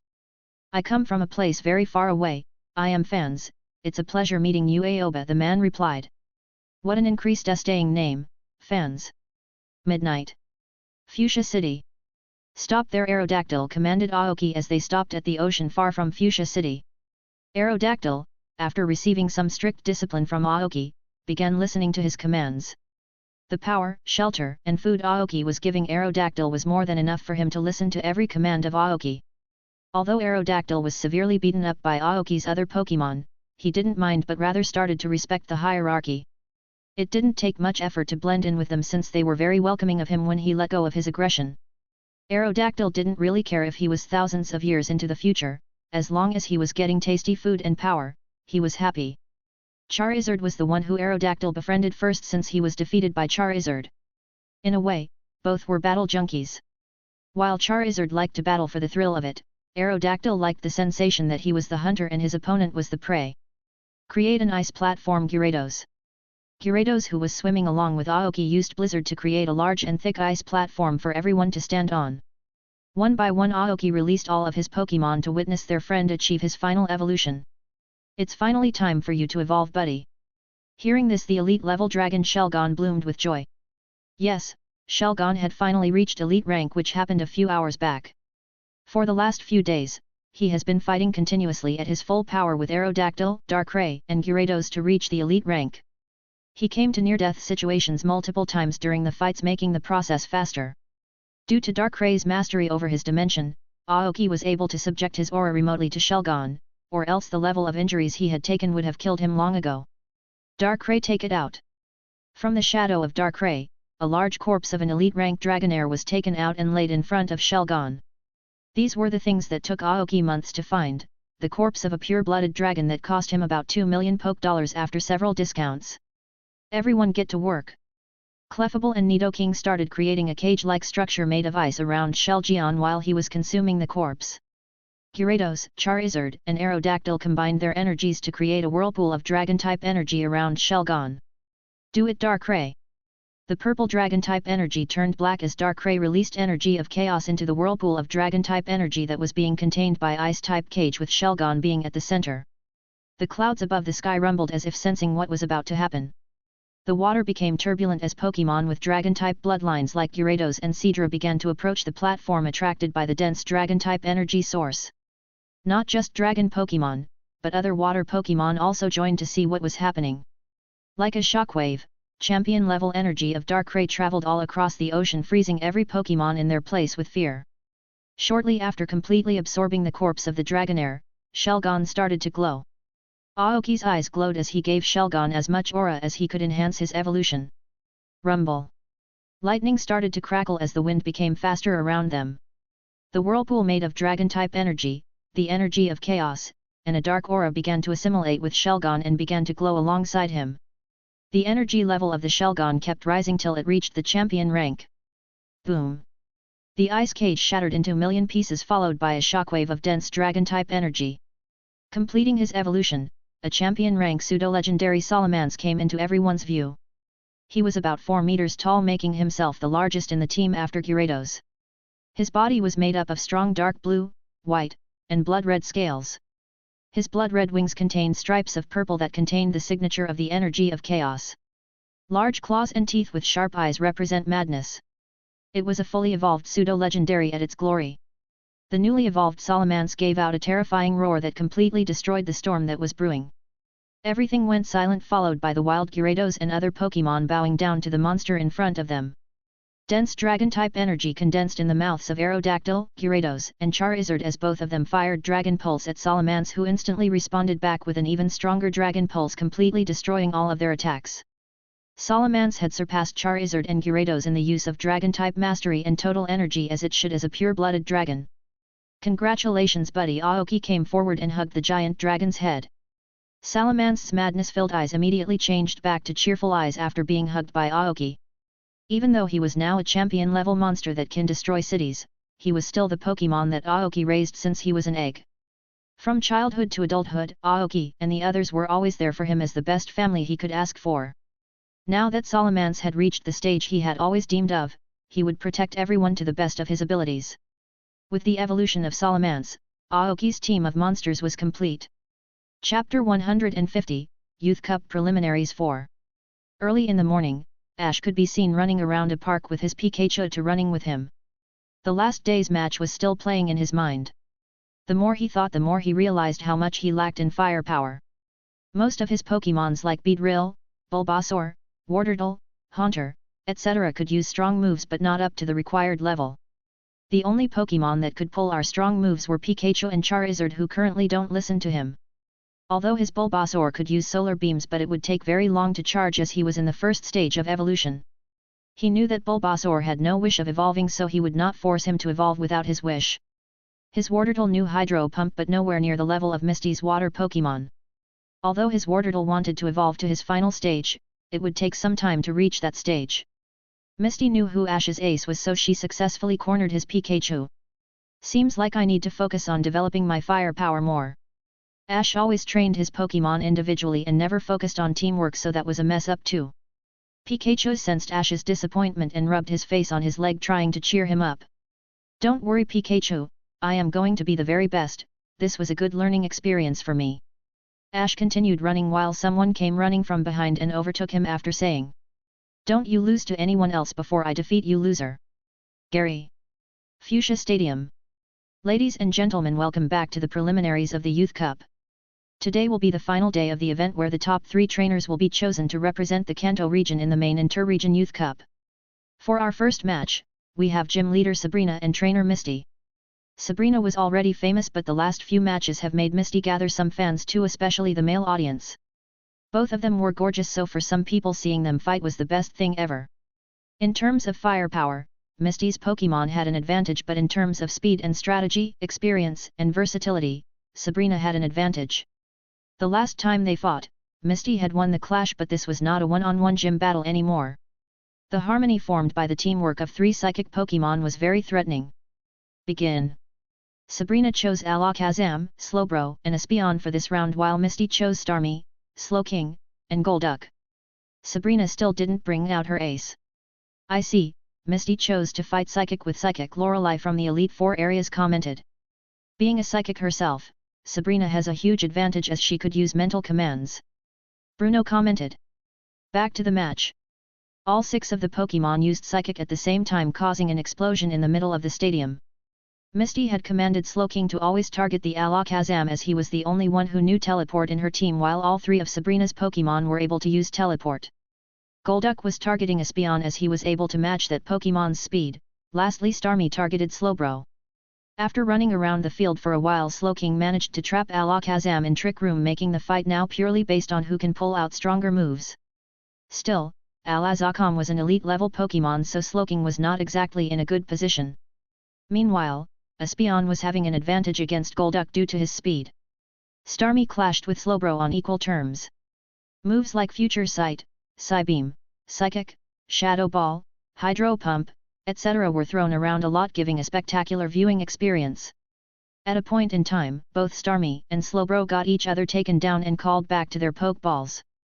This reduced the pressure on Misty a bit, as commanding 3 Pokémon at a time against an opponent like Sabrina was completely draining her up.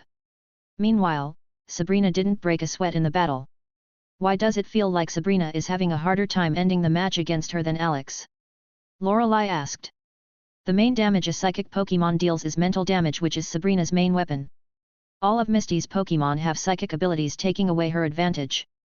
This match is purely based on who can attack first and have more hits. Agatha said. David had informed me when Misty started her journey starting this year with just a junior level Steryu. To be able to reach this level in just a few months is praiseworthy. Copying moves or not, she has a good battle sense. Agatha continued. Do you have some relation with ex-gym leader David? Bruno asked. I knew him since he was a child. He always pestered me to train him or take him as a disciple and was dead set on only training water Pokemon. His pestering reached such a level that I had to take some time off to teach him. From that old fart Oak, I heard that his daughter has the same love for water Pokemon. Sadly for Misty, the next minute her Golduck went down by a grass knot by a Espeon. Making Slowking face 2 psychic Pokemon at once. Slowking somehow managed to take down Espeon but finally fell against a Shadow Ball by Alakazam. Misty has lost all of her Pokemon, Sabrina is the winner. Damn, it was so close, ... Misty thought as she called back her Slowking. I didn't expect you to grow this strong, Misty. Sabrina with some expression in her words. Sabrina recently thought about changing her lifestyle and actually start making friends. Misty was the first person she thought that could trust as she was connected to Aoki. Seeing her grow stronger in just a few months to the level that she has to give her best was a very surprising and proud moment for her. Next time we fight, I am going to win. Misty said with a smile. On surface Misty seemed to have no regret of losing to Sabrina as she had given her best, but underneath she was frustrated for losing. But she could not afford to lose her cool right now. There was still a match left for her if she wanted to go with Aoki to Unova. She had to get 3rd place. With burning determination she looked at Fonzie, who had a chill run down his spine. All she needed to do was defeat Fonzie to get selected, as she knew Aoki was taking him down. For our second match of semi-finals, welcome trainer Aoki and gym leader Fonzie. Both of them were welcomed with cheers, but not as loud as compared to Misty and Sabrina. He is here, I wonder what Pokemon he will be using this time. Loreluri commented. He should be using his Charizard due to the type advantage and clefable for the power of gravity. Bruno said. In the field. Do you remember me? Aoki asked. First I didn't recognize you, but after seeing your Nidoking I remembered. You have gathered quite a strong team, so don't hold back because I wouldn't, Fonzie replied. As soon as the call was made, Fonzie released his Pokemon, which were his ace Scizor, Pinsir, and Heracross, with the first 2 being in elite rank. You want me to give my best, right? Sure then. Aoki said, releasing his Pokemon, which were Charizard, Clefable, and Salamence. The appearance of a pseudo-legendary attracted a lot of attention as people started to take pictures. Fonzie immediately became alerted by the lineup Aoki was using. Didn't expect him to pull out a Salamence, how scary, Loreluri said. That Pokemon is at peak elite stage, Agatha said, making everyone shocked. Aoki had asked Salamence to keep his energy level at an elite level so as to not reveal everything at once.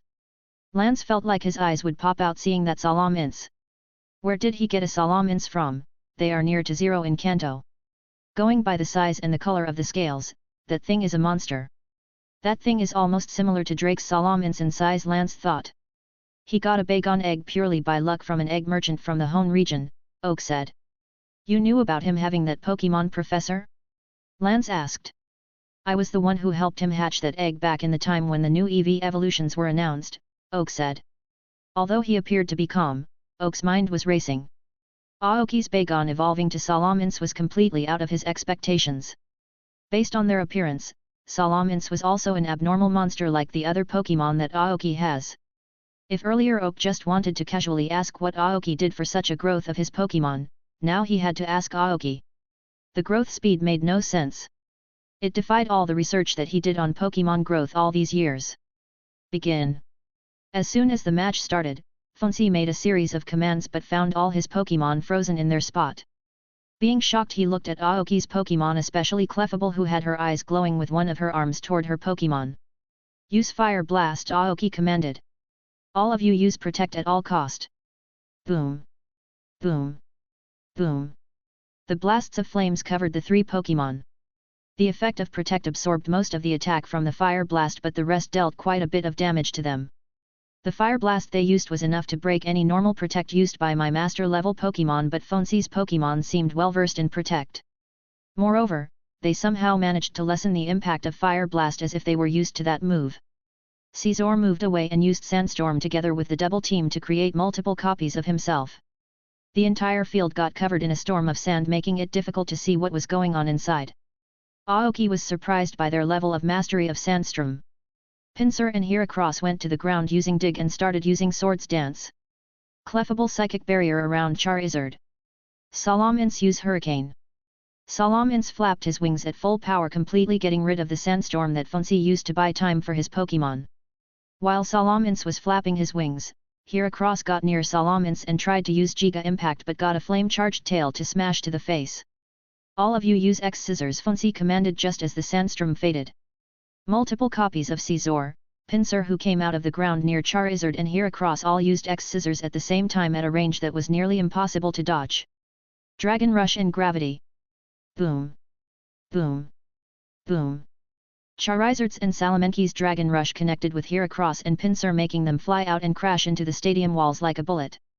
Scizor was hit with a strong repulsive force, almost making him out of bounds, but he balanced himself. Flamethrower, don't overdo it. That didn't last long as Charizard and Salamence covered the field in a sea of flames, completely eliminating any chance of a counterattack. Charizard and Salamence flapped their wings to get rid of the flames, and what was uncovered was a fainted Scizor protected by a semicircular barrier. The stadium was dead silent seeing the scene in front of them. Most people were dumbfounded by the power displayed by Aoki's Pokémon. People were expecting an interesting match last the last matches, but none expected a massacre. Slowly people started to clap till everyone was clapping for Aoki. Trainer Aoki is the winner and moves to the finals. We will continue the match for third place and finals will continue after a break of 3 hours. Funcy called back his Pokémon and noticed that none of them were critically injured and can be healed back completely in a few hours. When the last attack hit Scizor going by the power of the flames, he thought Scizor was going to be critically injured. Fortunately, Clefable created a barrier just after Scizor fainted to stop any further harm. I overestimated myself and underestimated the enemy. Ha! I still have a lot to learn, Funcy thought, seeing the leaving figure of Aoki. After a break of 3 hours, the match between Misty and Funcy started to select third place. This battle took about 25 minutes and was hard for both of them. Funcy and Misty used the same team they used the last time, which was Scizor, Pinsir, and Heracross for Funcy and Starmie and Golduck and Slowking for Misty. The first one to be eliminated was Starmie, followed by Heracross, Pinsir, and Slowking.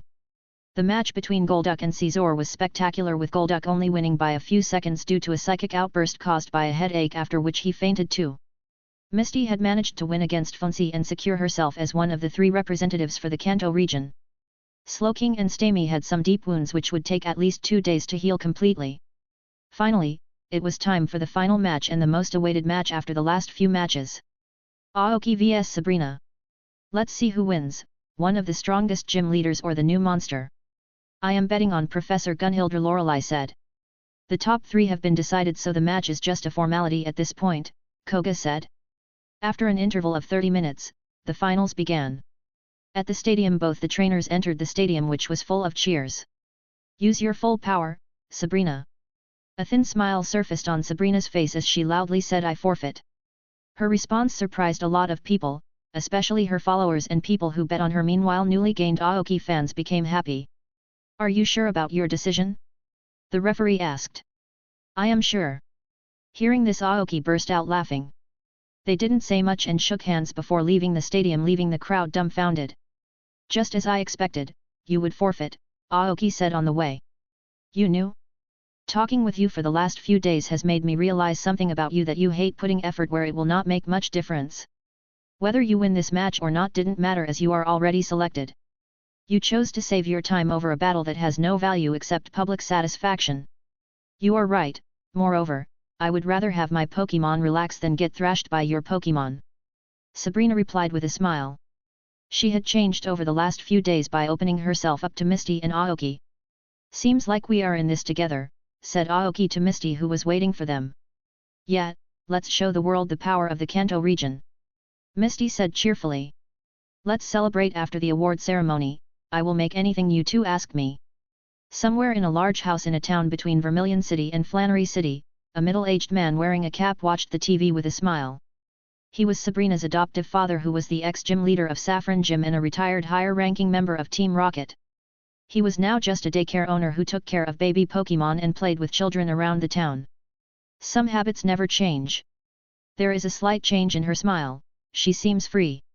Seems like Sabrina will be representing the Kanto region now, said a middle-aged woman that came into the room carrying some snacks with her. Yeah, I am proud of my daughter. Chapter 151, Rewards and Preparation to Leave. Fuchsia City. Night. After another short break to sort everything out, the award ceremony was going to start the event. With this, we all have come to the end of the event with the only thing left is the award ceremony. With a huge round of applause, welcome all the trainers for their brilliant performance at the event. All the participants were called to the stadium and were given a memento and a certificate of participation which held a lot of value. That certificate signified that they were one of the top 80 trainers for that particular year under the age of 22. After that, all the members of the Elite Four gave some short motivational speeches and some training tips for the trainer as well as their Pokemon. Professor Oak was the one to give out the prizes. Coming in third place is trainer Misty Williams from Cerulean City. She is a trainer who specializes in water Pokemon and I am sure she became an inspiration for people who dream to walk the same path she did. Misty came to the stage as people clapped and her newly gained fans called out her name. Misty received a trophy along with 500k Poke Dollars for winning. The way you fight is very praiseworthy, keep refining your skills and you will surely shine brighter, Professor Oak said. Individual pictures and group pictures of Misty were taken along with the Elite Four and Professor, which can be considered a very memorable moment for her. From a girl that dreamed to get acknowledged by her father to the girl who received an award from Professor Oak in presence of the Elite Four and the champion, she could not be happier. Coming in second place is the gym leader of Saffron City, Sabrina. Her performance showed that she is worthy of being called one of the strongest gym leaders in the Kanto region. Her Pokemon proved that psychic Pokemon are still feared and a force to reckon with. Sabrina came to the stage and received her trophy from Professor Oak along with a reward of 750k Poke Dollars. You did an excellent job in the event and showed the might of a gym leader. The way you handle situations that seem very tricky to deal with is very praiseworthy. I hope you continue your excellent work and achieve whatever dream you have, Professor Oak said to her. She too got her photos taken along with the Elite Four and the champion. Finally we have the winner of the event who didn't lose a single Pokemon in any match and spread terror among his opponents. Professor Aoki Gunhildr from Orange Town. Yes, ladies and gentlemen, he is indeed the newly famous Professor Gunhildr who discovered 6 new evolution lines. Not only that, his research on Pokemon nature and wild Pokemon behavior is widely talked about among researchers. This revel was like a blast to the public all over the Kanto region. That was unexpected. So that is why Grandpa paid so much attention to him. Gary thought, seeing the chaos among the public.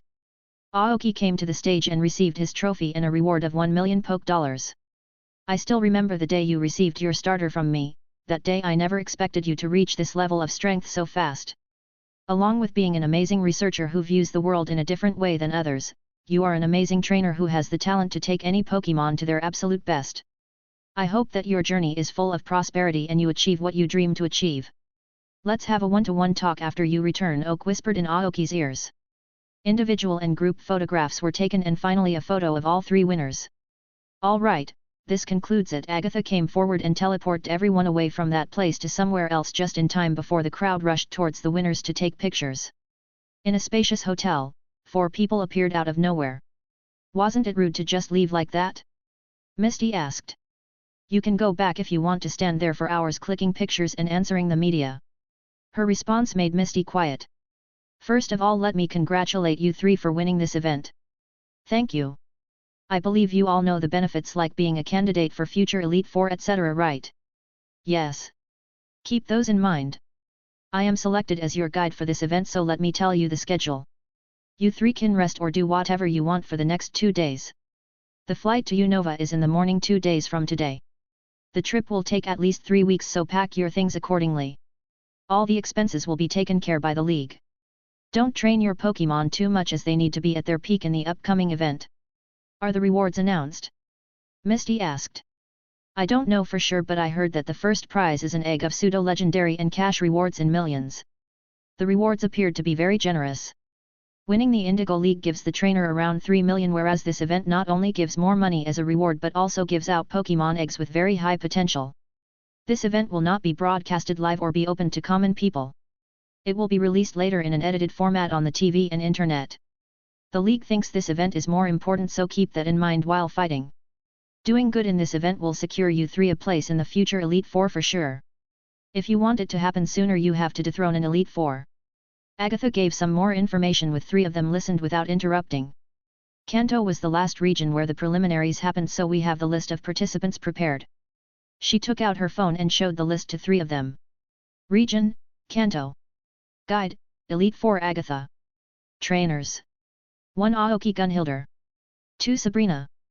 3 Misty Williams. Region, Yodo. Guide, Professor Elm. Trainers. 1 Karen. 2 Claire. 3 Jasmine. Region, Hone. Guide, Elite 4 Drake. Trainers. 1 Stephen Stone. 2 Wallace. 3 Phoebe. Region, Sinnoh. Guide, Professor Rowan. Trainers. 1 Cynthia Shirana. 2 Flint. 3 Aaron. Region, Unova. Guide, Gym Leader Drayden. Trainers. 1 Iris. 2 Elsa. 3 Caitlin. Region, Kalos. Guide, Elite 4 Drasna. Trainers. 1 Diantha. 2 Siebold. 3 Malva. There were a total of 18 trainers who will be participating in the event. Aoki was amazed by the names as he could see a lot of future Elite 4 members like Siebold and Malva and champions like Cynthia and Iris. This is going to be very interesting. I will contact you the night before the trip. You 3 may leave now. 3 of them thanked her, after which Sabrina teleported away with Aoki and Misty. Sigh, I think it's time for me to retire. Hopefully, I am able to pass on my torch to one of them, Agatha muttered as they left. Chapter 152, Safari Zone. Aoki had 2 days of time to get some stuff done. First was saying a proper goodbye to his friends. Since his identity was revealed, their interaction became a bit awkward. It was expected since it was a big thing for people like Jill to take. Ash and the others would stay for a few days as Ash has his gym match and Brock and Daisy have their breeder exams. Their next target would be the Cinnabar Islands, which Aoki would have gone to if not for the tournament. Alex and Jill left through the morning flight that day itself as Alex had his gym duties. Jill has collected the badges required for the Indigo League, so she will be training for the rest of her time with Alex. Now with that out the way, Aoki and Misty visited the place they were excited to visit since their arrival in the city. The Safari Zone. The cost for entering the Safari Zone was 80k poke dollars. The maximum number of Pokemon he could capture was 30, and a person could enter only once a year. As per the rules, they can only take 1 Pokemon with them and only catch Pokemon with the Safari Balls provided. The total time they could stay there was 4 hours, after which they will be teleported back to the entrance. Psychic and Ghost Pokemon were not allowed inside, and finally no killing or severely injuring a Pokemon. Aoki took his Clefable while Misty took her Azumarill. Let's separate our ways and look for the Pokemon we like. I am going to the lake to search for Dratini, Misty said. Aoki had heard rumors of Dratini being found in the Safari Zone, but it's most likely false. Hey Darkrai, you know about Dratini, right? Yes, I have seen the picture in your Pokédex. Please see if you can find one. Sure. Let's go, Clefalba. Use your gravity powers to make us go faster. Let's go. Clefable seemed quite happy to travel in the Safari Zone. For the next few hours, Aoki surveyed the important parts of the Safari Zone and captured some Pokemon that would help him in the future.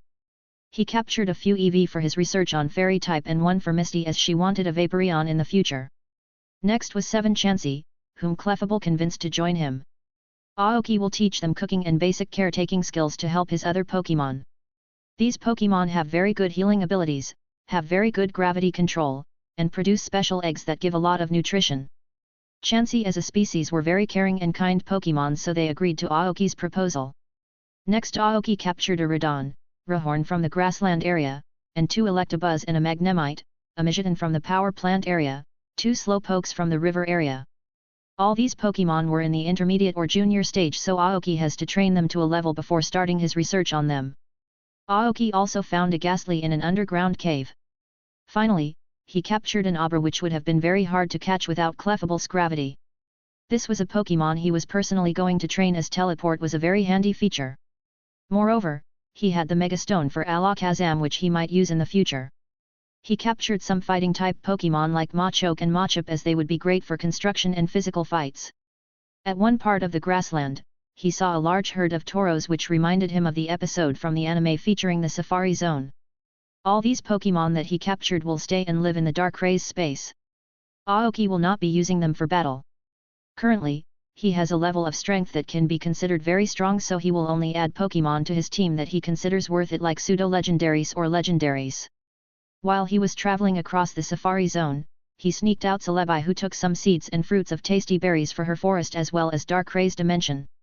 Aoki had asked Celebi multiple times to join his party, but Celebi had no wish to fight and liked its peaceful life. During that, Darkray returned with the news that he didn't find any Dratini or similar-looking Pokemon in the Safari Zone. Finally, their time was over and both of them found themselves at the reception where they collected their captured Pokemon. "Wow! You captured 20 Pokemon. Are you going to train them?" Misty asked. "For now they are going to Professor Oak's lab. I will decide what to do with them later on," Aoki said. "What did you catch, Misty?" "I captured a Poliwag as I wanted a Poliwrath, a Wooper that I found in the swamp region, and a Tentacle that I found in the saltwater region. I will be sending them back to my sisters to take care of them for now till the Indigo League is finished." "Here, send them one EV2." Aoki tossed her a safari ball. "You captured one? Thank you so much. I searched so much but I didn't find a single one." In the evening, Aoki gave a short visit to the back market to sell some of the gold and search for any rare resources. At night they meet up with Sabrina, who was gone for the day because of some work. The next day they mostly visited the places famous in the city that Aoki didn't get time to visit earlier. Sabrina was familiar with the city, so she became their guide. They enjoyed themselves and restocked some things for their 3-week trip to Unova. In the night they met with Agatha for their final planning before the trip. Chapter 153, Unova Region. The following day, all three gathered at the airport along with Agatha. "Hope 3 of you had a good sleep last night. Even if you didn't, you'd be sleeping through the flight anyways." Agatha was back with her comments early in the morning. Misty was pretty excited to ride on an international aeroplane, and Sabrina had the same cold expression. The flight took about 9 hours and finally landed in Castelia City. This was the largest and most developed city in the Unova region, and it was damn impressive. If Aoki thought Saffron City was impressive, this city took it to next level. Castelia City of Unova ranks as one of the most advanced cities, along with the Lumiose City of Kalos, Saffron City of Kanto, and Goldenrod City of Johto. The buildings of this city were so tall that Aoki had to bend his head all the way back to look at them properly. There was a member from the league who took 4 of them to the hotel they will be staying for now. They were the 3rd team to reach this place, with Unova and Kalos already there. Every team will be staying there till the end of the week and doing whatever they wanted, after which they will be leaving for the Pokemon League Stadium where the event will be happening. The hotel they checked into was a 5-star hotel and very spacious rooms for everyone. "Alright, you 3 can take a tour of the city or stay here, don't disturb me," Agatha said before teleporting somewhere. If she wasn't going to properly act as our guide, why did she even come? Misty was annoyed with Agatha. "Maybe she just wanted a vacation," Sabrina said. "Alright, all the other trainers are out on a stroll, so let's decide what to do. Let's go out individual ways for today, as it's already evening. We can go together tomorrow to see the city," Misty suggested. "Let's do that," Sabrina agreed with her. Sabrina went somewhere unknown while Misty went towards the ocean in search of some water Pokemon. "Alright then, let's see, what can I do? I can visit the gym, go on a shopping trip, or visit some famous places. Since there is a desert after leaving the city, I might find a Trapinch there. Flygon will be a good addition to my team. So desert it is then." Before going there, Aoki searched the league database and the internet if Pokemon trainers in the name of Hilda, Hilbert, Rosa, or Nate existed or not. Unfortunately, he didn't find anything. He remembered during the time the games took place, Cynthia was already a champion, so they might start their journey in the future. Aoki took a taxi for going to the outskirts of the city. In cities like this where tall buildings are everywhere, flying on a Pokemon was not allowed, so he took a taxi. He paid the driver some extra and asked him to show him some famous places on the way. The first place he saw was the entrance of the official bug gym, which was led by Gym Leader Berg. From the driver, he heard that Gym Leader Berg was a famous artist. The next stop was the museum, which looked like a coliseum. Here many historical artifacts, fossils, paintings, etc. can be found. Next was the building of the Researcher Alliance, opposite to which was the lab of the most famous professor of Unova, Professor Juniper. She indeed is a charming woman, Aoki thought, seeing her picture. She is currently not in this town, but there is a chance that she will be there at the event. I will give the Researcher Alliance a visit tomorrow. The next stop was the Pokemon Center at the center of the city. This building was 3 times larger than the one in Kanto, as Pokemart has been merged with it. Finally, they reached the battle stadium, which was at the end of the city surrounded by a big park.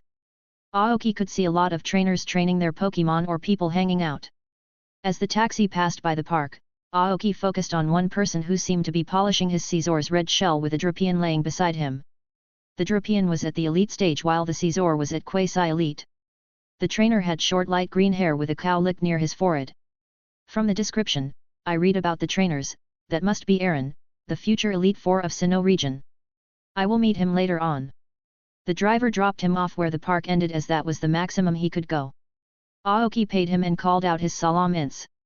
Let's go, buddy, we have a new member to pick. Getting back to Salamence, Aoki surveyed the desert and it was several times larger than Aoki's imagination. As it was already night, all the Pokemon living in the sand had hidden themselves, so it was nearly too impossible search for what he wanted with normal methods. He pulled out the Pokeballs of Charizard and Clefable and gave them some commands. Charizard, release your Dragon-type energy and change the intent to invitation. Clefable, goes with him and bring me some of the strongest Trapinch you could find. Trapinch had a dormant Dragon-type gene which only activates when they evolve to Vibrava. With the method Aoki was using, the Trapinch who had the most chance to evolve to Vibrava and Flygon will be attracted to the Dragon-type energy and come near the surface. Darkrai, please collect some sand for the pit we prepared. Celebi should be ready to collect some cactus for that custom habitat. It will be done. Salamence repeated the same process with a much wider range as his energy capacity and intent manipulation mastery was greater than Charizard. Aoki's method gave some results as 15 to 16 Trapinch came to the surface. Aoki covered all of them with his aura but didn't find any of them that interesting. He still captured the one that had the strongest pull toward Salamanque's energy. Hey buddy, increase the power of your intent. Salamence did the same and slowly moved around the desert, making Trapinch pop their head out occasionally. There were several Vibrava too but had very less Dragon-type energy. After doing so much experimentation with aura every day, Aoki could somewhat tell the potential of a Pokemon based on their reaction to his aura. None of those Vibrava give away that feeling, so they were at the bottom of the potential ladder. Clefable and Charizard returned too with a group of Trapinch, but they were not that interesting too. Aoki looked for the next 2 hours but didn't find anything that caught his eyes that much. Let's camp here for a few minutes, we will leave after that. He decided to bond with the 2 Trapinch that had the highest potential among them. Aoki contended with his result as one of them responded fairly well to his aura, meaning it had high potential. That is when something interesting happened. An orange head popped out of the sand near the place where Salamence was and bit his leg. Salamence shook his leg and brought out the Pokemon from the sand. Now would you look at that? I don't know if it can be called bravery or oblivious to danger. The Dragon-type bloodline inside him took control of him, making him bite Salamanque's leg. Although the potential of the new Trapinch was not higher than the other 2 he caught, his attitude made Aoki impressed. A potential member of my team. While Aoki was busy with his Trapinch hunt, Agatha entered a fairly large room where 2 people were there with glasses of wine ready. Haven't seen you in a while, Agatha, come here and have a drink with us, spoke up the lady who was a bit old but younger than Agatha. She wore a brown sweater and a matching long skirt. She wore a necklace, bracelets, and 2 earrings made of dragon fang. This was the Dragon Specialist Elite Four of Kalos region, Drasna. Hope those old bones are not giving you too much trouble, spoke up the man. The man was tall and muscular. He had white hair and facial hair that hid his lips completely. He wore a white shirt, full shirt whose sleeves were folded to make it half, and a pair of grey jeans. This was the strongest gym leader in the Unova region, Dragon Specialist Drayden. These old bones are doing just fine, you 2 don't have to worry about that, Agatha said, picking up a glass. I have got to say, every time some exceptional talent pops out of Kanto. Last time was Lance, who now is a champion, and this time it's a professor who dominated the pre-preliminaries. What are you feeding your? Please tell us too, Drasna said with a laugh. I wonder about that. Agatha didn't say anything. I met your first ranker Diantha on the streets, Agatha said, looking at Drasna. She was surrounded by people asking for her photo and autographs. Haha, same as always, spite of being such a good actress, she is bad at hiding her identity, and someone surely manages to guess her identity. Drasna had a good laugh. There are a lot of interesting trainers this year, like the heir of Devon Corporation with his ace Shiny Metagross, granddaughter of Professor Carolina with her ace Garcomp, and Professor Gunhildr with his assumed ace Salamence. Drayden said. There is Lance's niece from Johto too, Drasna said. I don't remember us being that strong during our generation. Time sure is changing, Drayden said. I heard that the team from Johto and Sinnoh will be arriving soon, Agatha said, taking another sip. I had a talk with Drake a few days ago. He said that they are on a world tour and will arrive by the end of the week, Drasna said. The people of Hone are surely taking their time. This time the rewards appear to be more generous than the last time. The top 3 trainers will be getting a lot of benefits, Agatha said. There is a reason for that. A lot of criminal organizations and cults are arising recently and causing trouble all over. We need new faces to hold control. In Unova, I have heard reports of a new organization called Team Plasma. They have gained some supporters with their motto "All Pokemon should be freed from evil humans." Drayden said. My Kalos region is peaceful so far, but I can't say anything about the future. Chapter 154, Prelude to Youth Cup. Darkray's Dimension. 4 days after the trip to the desert, all the new additions to Aoki's team started their energy control and meditation exercise. Trapinch picked up the trick easily and was going well so far. One thing Aoki found out about his new Pokemon was that he liked biting. He has bitten every member of his team, even Aoki. Fortunately, the bite was very light, or else his Pokemon would have disciplined the new guy to behave properly. The Eevee he selected for his team was a female and grew attached to him very much and followed him everywhere. Meanwhile, Abra was aloof and liked keeping his distance from everyone. It was acceptable so far as not everyone can adapt to their new environment quickly. Since Aoki was not in a hurry, Aoki was not forcing them to adapt quickly as he did with his old Pokemon. In addition to this, all the Pokemon he captured from the Safari Zone were doing good so far. Instead of doing it all by himself, Aoki has given his Pokemon to choose the new Pokemons as their disciple and train them to the best of their ability. Nidoking took Radon and Rhyhorn under his wing. Charizard took Machop and Machoke. Clefable took the Megamite Magneton and the Chansey group. Victreebel took the remaining 2 Trapinch. Darkrai took the Ghastly. Gyarados took the 2 Slowpokes and some of the Kabuto and Omenet that were staying in the lake. Aoki specifically asked his Pokemon to teach the new ones as it would remind them of the basics, think about how much they have grown, and potentially find a way to progress further. Although Pokemon like Salamence and Aerodactyl were good at flying, their ability to maneuver was the weakest due to Salamence having his wings recently and Aerodactyl using them after a long time.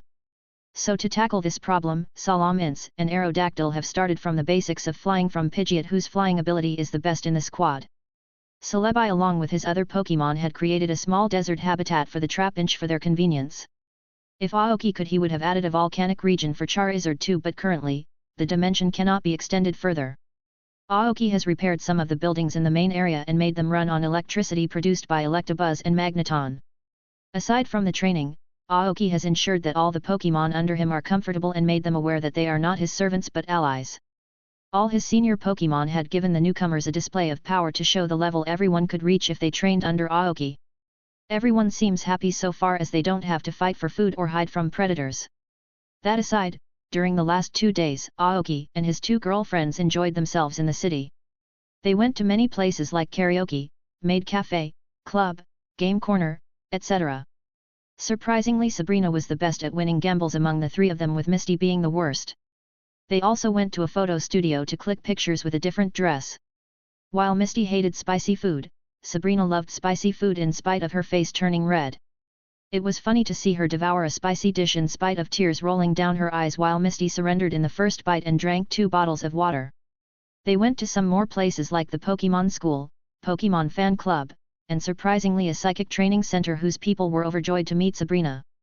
Although Sabrina had a cold expression, she was having the best time of her life. Castelia Park. Bellsprout use Vine Whip. A kid screamed with enthusiasm to his Pokemon.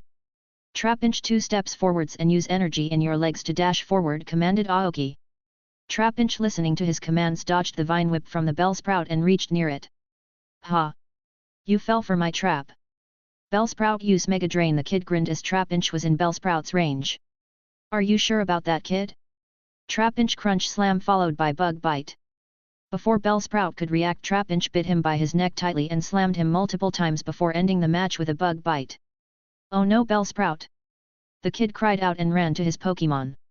Trapinch came back to Aoki and received his praise and tasty poke blocks for his hard work. I am sorry, sniff sniff, I don't have any money to pay you, the kid cried after he lost the match. Sigh. I never fought you because I wanted money, kid. Here, take a candy and stop crying. Aoki offered him candy. That is when he heard a voice that made him stop his hand. Oi oi, stop right there. Infernape, catch that kidnapped.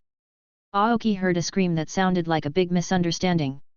Aoki ducked and dodged the fist from Infernape, who landed far from him. Aoki instant took out his pokeball of Salamence, who used dragon breath against the Infernape, who responded with fire punch. Infernape lost the confrontation and was pushed back several feet. The Infernape balanced himself and stood beside his trainer ready to make a move. With this done, Aoki looked at the trainer of the Infernape. The trainer looked 2-3 years older than him and had long red bush-like hair. He was wearing a yellow shirt with his hands in his pockets with a pissed-off expression. Aoki recognized that guy from the list of participants. Isn't that Flint from Sinnoh? Aoki was about to speak something when a Garchomp landed in front of Flint. Not even a few hours in and you are already causing trouble, Flint, said the woman sitting on the back of the Garchomp. But he was kidnapping that kid. I was observing him from afar. First, he defeated that kid's Pokemon and then offered a candy to kidnap him. Flint said in his defense. The kid in question had stopped crying by now and was petrified.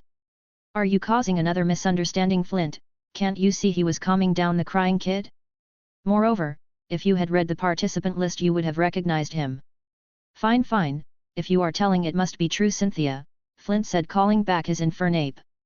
It's been a while, Cynthia, hope you are doing well. Aoki came near the Garchomp after giving the kid candy. Garchomp and Salamence both looked at each other with sharp eyes.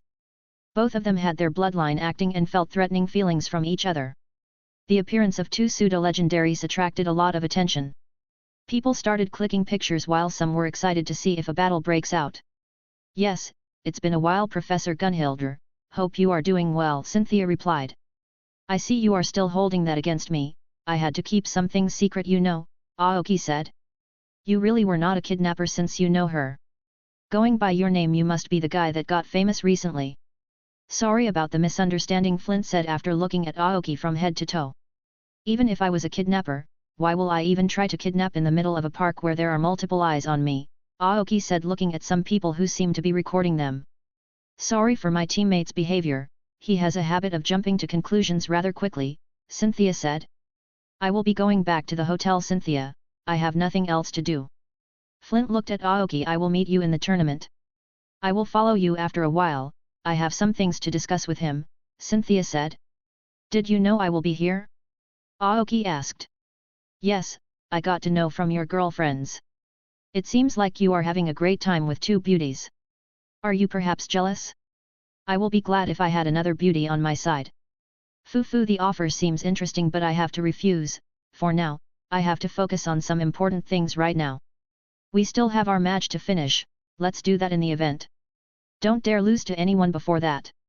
I am excited to see how I perform against the famous Professor Gunhilder, Cynthia said with a tone that radiated confidence.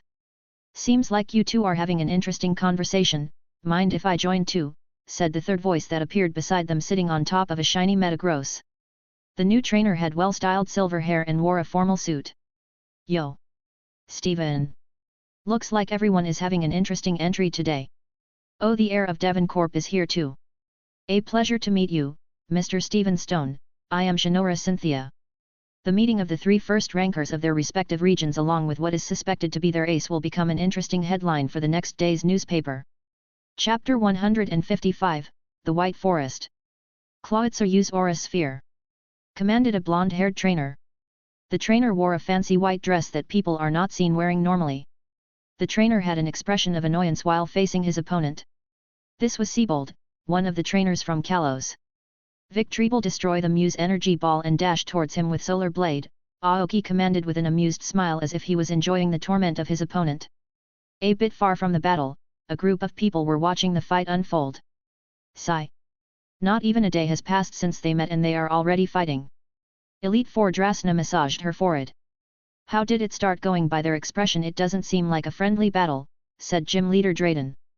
Siebold is a famous chef in Kalos, you see, and which is something he takes pride in.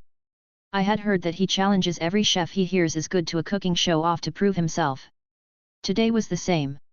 Siebold challenged Professor Gunhilder to a cooking match and surprisingly lost.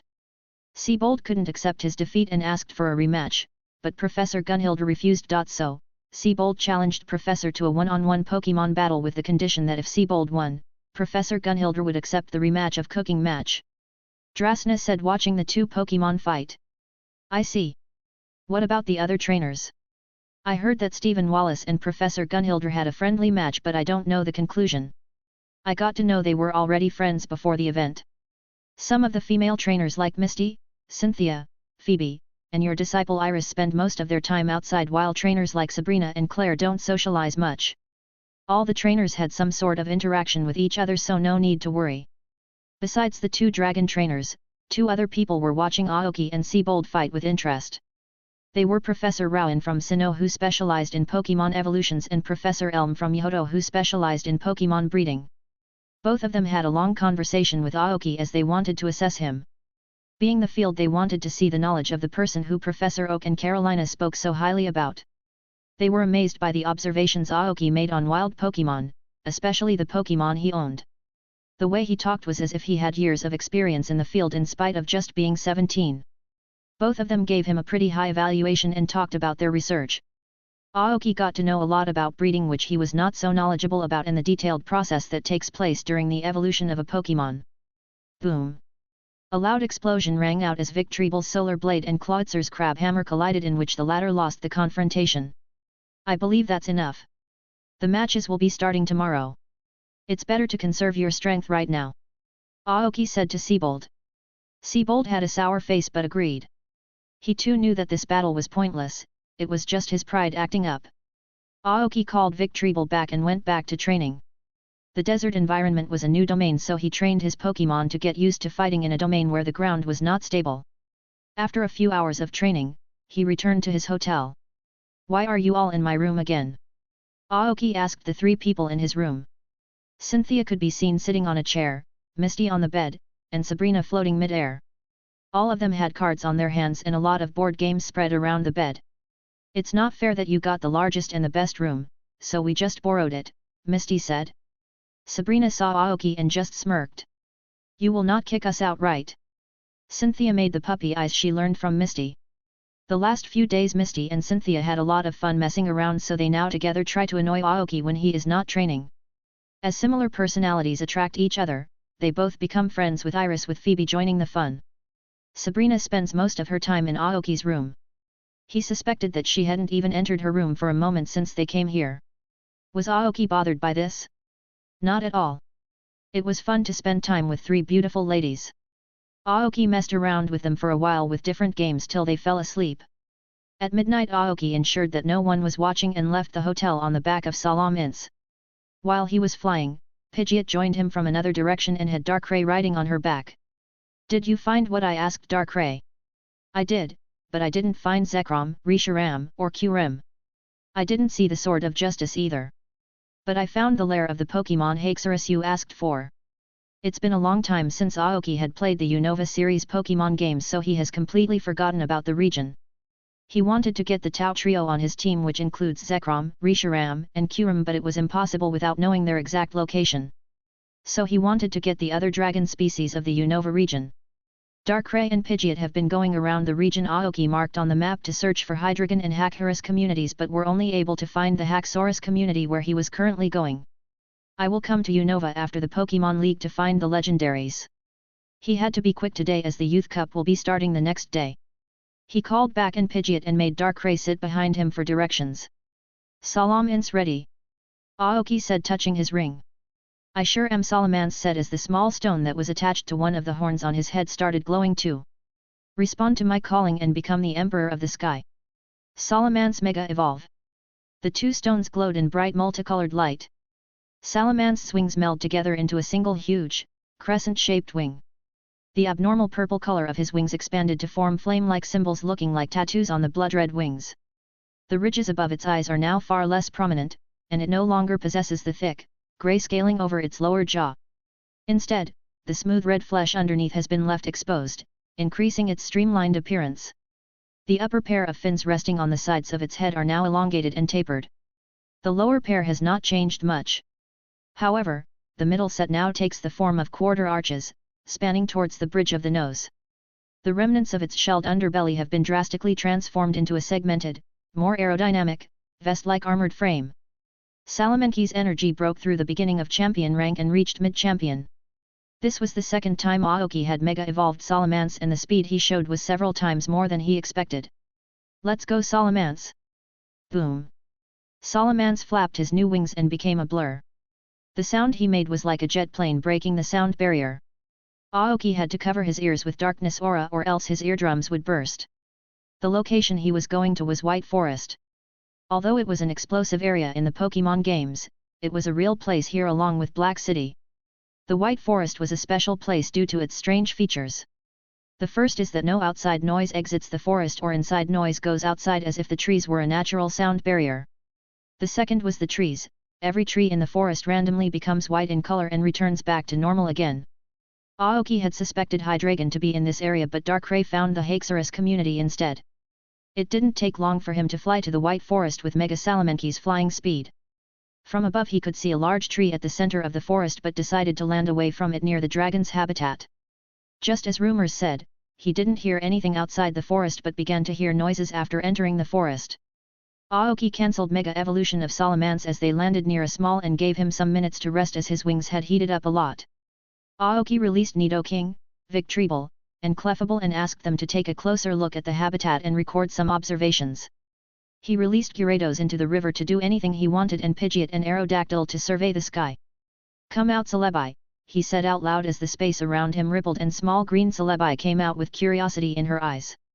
"This is an interesting place, you can check it out." "Thank you for the lift," Celebi said in a cute voice before disappearing. He took the Pokeballs of Charizard and Salamence with him. He let out Abra, Trapinch, and Eevee to let them experience how a dense forest at night feels like. The Eevee instantly jumped into Aoki's shoulder after being let out. Out of all his Pokemon, Eevee is attached to Aoki the most, surpassing even Clefable. She always wants to stay close to Aoki except for the time he is training her. Eevee hates staying in Pokeballs, so Aoki decided to let her travel with him just like Ash and Pikachu after she reached a certain power level. "Whoa, I have never had such a place," Trapinch said with stars in his eyes. "Of course, you have never seen such a place, you lived in a desert after all." "I lived in a forest, so I saw similar scenes every day," Eevee said with a smirk. Eevee was a bit arrogant, unlike Trapinch who had a simple attitude. "It's beautiful, but I still like the desert more." Puff. Abra almost laughed hearing Trapinch's reply. This was a daily occurrence, Eevee trying to annoy Trapinch but being unsuccessful every time. "What are you laughing at? Want me to smack you or something?" Eevee got pissed at Abra. "You know you can't touch me, right? I will just teleport away." Abra opened his eyes and made a playful expression. All three Pokemon were at junior rank and Aoki wanted them to grow, taking their time, unlike the time when he first started, as the circumstances are different. "Let's go," Aoki said, making the three of them stop their quarrel. The forest was very similar to the Viridian forest due to the size and noise the insects made. There were fireflies at every corner of the forest, making it pretty easy to navigate in the dark. Aoki could feel eyes on him and his Pokemon as they walked toward the location. "Seems like we will get a welcome when we reach there." Finally, after walking for a while, he reached a place that looked like a giant abandoned temple near a cave. There was not a single firefly in this area, so it was quite dark to see, so Aoki took out a torch for his Pokemon. There were large stone pillars around the entrance that had deep cut marks similar to a machete Aoki carried to cut down wild plants to make paths in the deep forest. There were some thick trees too with similar marks to the trees. A large number of large rocks were kept at random places as if they were brought from somewhere else, having deeper marks. "It feels like the Axeulines practice their moves here." Suddenly Aoki's instincts kicked in and he jumped back as a black slash passed from the place he was standing, cutting off the nearby tree in half. It was Night Slash. Abra, Eevee, and Trapinch immediately became ready for battle. With psychic abilities, Abra immediately told Aoki the number of attackers and their distance with telepathy. Slowly in the dark forest, he could see a lot of glowing eyes that were getting closer. "You three stand back, you cannot handle the situation. Just watch and learn." More Night Slashes came in his direction, which were all destroyed by dark tendrils that came out of his shadow. He clicked the two Pokeballs on his belt to release Charizard and Salamence, who immediately released their energy restraints, stopping the movements of the approaching group. The fire at Charizard's tail illuminated the surrounding.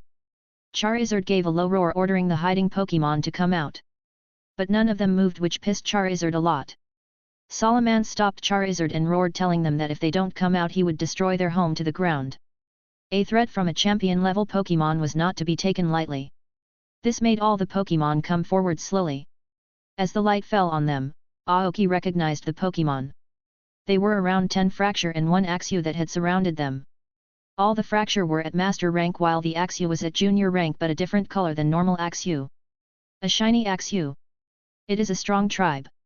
Fracture was a bipedal, draconic Pokémon with long, grey tusks with red tips protruding from the sides of its mouth. It has dark eyes with red irises, a grey face, and a cowl-like feature of green segments on its head, neck, back, and chest. Its arms have 3 red fingers, and its lower body is grey, with red speckles on the underbelly. It has red toes and a red tip on its tail. The Axew that was with them came forward with anger in his eyes, growling at Aoki and the others to leave their home. Axew is a bipedal, greyish-green Pokémon with pale, straight tusks protruding from the sides of its mouth.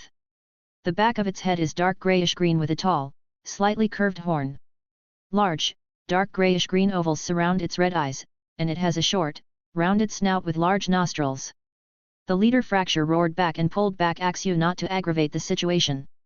Aoki was impressed by Axew's guts to stand up against enemies way beyond his level. Unlike Trapinch, who came to Salamence just based on instincts that surpassed his fear, Axew was truly brave and was ready to fight with his own will. I am a Pokémon trainer who trains Pokémon to make them stronger. Aoki said to the Fracture. See the 2 dragons beside me, indicating Charizard and Salamanca. I raised them since they were kids and now see where they are. So I am here to give 1 Axew of your tribe to train under me. I will give them everything they need and ensure they reach the top. Salamence and Charizard translated the things Aoki said to the group of dragons. Fracture observed Aoki with caution and asked him to follow him to their leader. He knew how much of a threat the Pokémon with Aoki were. Are you out of your mind? Why are you taking them to our home? The Axew protested. Shut up, kid. I know what's best for the tribe, the Fracture roared angrily, making the Axew shut up but clearly not accepting the decision. The group asked Aoki to wait before the temple while he called their leader. I don't think the leader is willing to part with a member without a fight, so who is going to fight? Salamence asked. Of course, I am going to fight, said Charizard. No, I am fighting, Salamence replied back. Eevee and Trapinch just stared at the 2 scary Pokémon arguing. Neither of you will fight. Darkrai, you will be fighting, Aoki said, making the 2 dragons disappointed. Okay. Besides fighting everyone on Aoki's team, Darkrai hasn't fought any other opponent for a while. 2-3 will closely observe how Pokémon at the elite rank fight. You 2 have to reach this level one day, Aoki said to Abra, Eevee, and Trapinch. After waiting for a while, a lot of the tribe members came out with 2 female elite ranked Haxoros and 1 male quasi-champion ranked Haxorus. Behind them were around 15 Fracture with 3 to 4 Axew, all prepared for combat. Aoki was sure that there were more Pokémon inside the den, especially the Pokémon who were not ready to fight. Haxorus is a bipedal Pokémon with a dark, yellow-green covering on its back and most of the front. It has black skin covering its torso, tail tip, and thighs, as well as red talons and claws. Its large tusks, which resemble scythes, are black and edged in red, and are located on its upper jaw on the side of its mouth. These tusks, which can cut steel beams, are unbreakable. Its medium-sized eyes are red with black pupils. Ridged plate-like skin travels from its back to its head region. It has solid armor and the legs and tail have a dividing line pattern. Its arms are quite small, with 3 digits, 2 elliptical triceps and biceps, and circular elbows. Its hands are small and circular with small red claws. Its legs are formidable and strong with 3-toed feet with a red talon on each toe.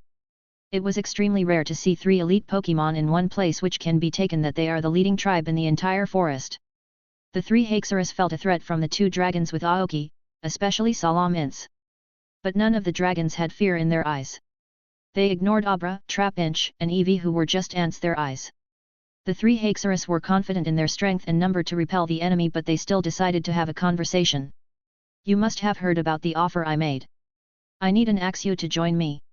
We can do it the easy way or the hard way, and believe me, you don't want the hard way, Aoki, which Salamence translated. Not every day could he get a chance to get a dragon Pokémon. Since he was in front of one, he was taking one with him. We refuse, all 3 Haxorus said in unison. HMP. They don't know what's best for them, Eevee thought. Yay! Time for slaughter. Trapinch got delighted. Sigh. Here we go again. Abra thought. So you want it the hard way. Aoki muttered. We will not give away any of our tribe members. This is not a place where you can order around. I advise you to leave unless you want serious consequences. The leader said with anger. What if I don't? You brought this upon yourself, human. Everyone follow the formation. The leader roared and all three of them dashed toward Aoki with their limbs and tusks coated with dense dragon-type energy. Make sure to suppress your killing intent, Darkrai, I want to see what they can do. Chapter 156, The White Forest 2. Roar. The roar of the three Haxoros awakened the entire White Forest. Boom! Boom! Boom! The three Haxoros were only a meter apart from Darkrai when three giant shadow balls collided with them, throwing them back toward their tribe. All the Fracture and Axew stopped in their paths as the overwhelming killing intent washed over them. The killing intent was enough to make all of them aware of how powerless they were. Aoki let Abra, Eevee, and Trapinch feel the killing intent for a few seconds before guarding them with Dark Aura. It was again to make them realize what a champion-level Pokémon looks like. Darkrai teleported near the two female Haxorus, not giving them time to react, and made them collide with each other using Psychic and used Dark Pulse at close range, making them cry out in the pain. Darkrai turned invisible as the male Haxorus used Night Slash, where he was followed by Dragon Pulse behind him, where Darkrai appeared by used Protect to completely block the attack. Boom! Darkrai's Thunder Punch and Haxorus's Dragon Claw collide, which made Haxorus get thrown back a few meters, giving Darkrai enough time to blast a Shadow Ball at Haxorus's face. Boom! Boom! Multiple copies of Darkrai formed instantly as a lot of them got destroyed by the combined Hyper Beam of the two female Haxorus. Darkrai disappeared and appeared behind one of the female Haxorus and planted her face into the ground with an Ice Punch. The second reacted with Dragon Pulse, but Darkrai again blocked it with Protect and used an Ice Punch to plant her face to the ground too. Boom! A strong thunder fell on the two female Haxorus, who were just punched to the ground, bringing them to their lowest. The male Haxorus had enough and used his strongest move, Outrage, but Darkrai pointed his fingers at Haxorus and fired an even stronger Hyper Beam, completely suppressing him. Darkrai spread black fog around him, around from where dark tendrils emerged, dragging the three Haxorus towards him. The male Haxorus roared with all his might one last time before his consciousness started to dim. Three of them were restrained with dark tendrils as the ice started to form around their bodies, freezing them, only leaving their eyes out. He did the same with all the other dragons and took back his killing intent. He called for reinforcements. Salamence informed Aoki. Abra, Trapinch, and Eevee were in awe seeing the power shown by Darkrai, who instantly solved 3 elite stage Pokémon in under a minute without breaking a sweat. But the dragon tribe was in shambles. Seeing that their leader and the other 2 strongest members go down so easily to the monster was the most devastating thing that they had ever witnessed. The Axew that first saw Aoki entering their area gritted his teeth with frustration and fear. He used to be so prideful of his power and bravery, but now he could not do anything when it was needed. Reinforcements are here, guys. You all know what to do. A dense cloak of dark aura appeared around Charizard and Salamence as the ring on Aoki's finger shined in bright light. The stone embedded in the jewelry that Charizard and Salamence wore shone in a similar light too. Respond to my call, Mega Evolution. The energy of the 2 Pokémon instantly skyrocketed as their appearance changed. Mega Charizard instantly reached the 2 elite ranks Pidgeot that came to the Haxorus's aid and threw one of them to the ground with Dragon Claw before blasting the other with 2 rounds with Fire Blast. Mega Salamence flew faster than Charizard and uses Dragon Rush on the other dragon species that come to the aid. It was an elite rank Druddigon. Druddigon is a large, blue, draconic Pokémon with medium-sized wings shaped like thistle leaves. It has a red head and red spikes all over its blue body. Although this Pokémon has wings, they are too weak to support the body weight, so the Pokémon can only fly at a short height. Druddigon could not handle the Dragon Rush and immediately fainted. Another explosion occurred as an elite rank Braviary crashed beside Aoki with his Pidgeot landing on top of it. After looking around, she flew back into the air to look for more targets. The next minute Aerodactyl returned while holding the head of an unconscious Fearow and threw it near the Haxorus tribe. Mega Charizard returned and dropped the 2 fainted elite stage Pidgeot, followed by Mega Salamence dropping the elite stage Druddigon. Another 10 minutes passed as more of Aoki's Pokémon returned carrying a Pokémon with them. First was Clefable carrying an elite rank Alakazam and 2 master rank Kadabra, Victreble an elite rank Radon and 3 master rank Rhyhorn, Nidoking with an elite rank Excadrill and Scolipede, and finally Gyarados with an elite rank Seismitoad and Golduck. Darkrai dragged each and every Pokemon that his companions brought and froze them till their eyes too. The wild Pokemon here were surprisingly united, as Aoki had never seen that before. Till now Aoki had seen one community turning their back on the other during troubling times, but it was the opposite today. Did you three see the power your seniors possess? You all must reach that power level too, I will make sure of it. Pidgeot landed beside Aoki, informing them that there were no more reinforcements coming. Clefable, wake them up. Darkrai, take out the Chansey squad and make them heal everyone. The leader Haxorus regretted his decision to call for reinforcements. If dealing with 3 elite Pokemon was not dangerous enough, the human had more allies spread through the forest. One by one all the Pokemon woke up and stared at Aoki and his Pokemon with various emotions. They never could have imagined a human could have so many monsters under his control. All of them looked at Aoki with an expression of fear and hatred. Aoki's Pokemon didn't like it and used their pressure on all the Pokemon present there, making the entire forest that was noisy a few minutes prior completely silent. Especially Mega Charizard's and Mega Salamance's pressure was overwhelming due to them being in champion rank. Celebi, who was riding a Beedile, hid beside a tree, not daring to go further. Although she had warmed up to Aoki and Darkrai, her fear was never gone. Aoki walked close to Haxorus and looked him in the eye. Told you you will not like the hard way. He moved back and shouted using Dark Aura.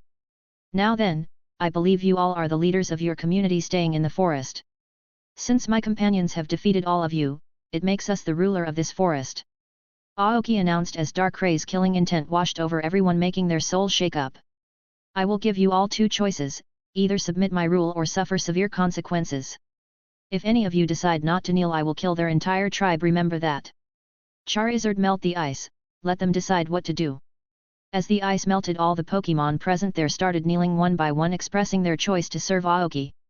Except for the Haxorus family, most of the Pokemon that came to the aid were leaders of their tribe and they had to think for them too, so they decided to take the logical option, forgetting their pride.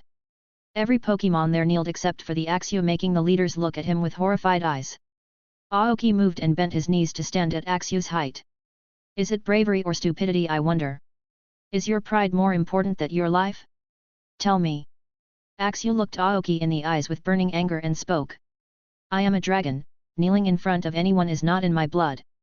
This made Aoki laugh, making Axew even madder. Why do you think everyone is kneeling in front of me? Dragon? Because they are weak? No. Just because my companions are stronger, doesn't mean the ones kneeling in front of us are weak.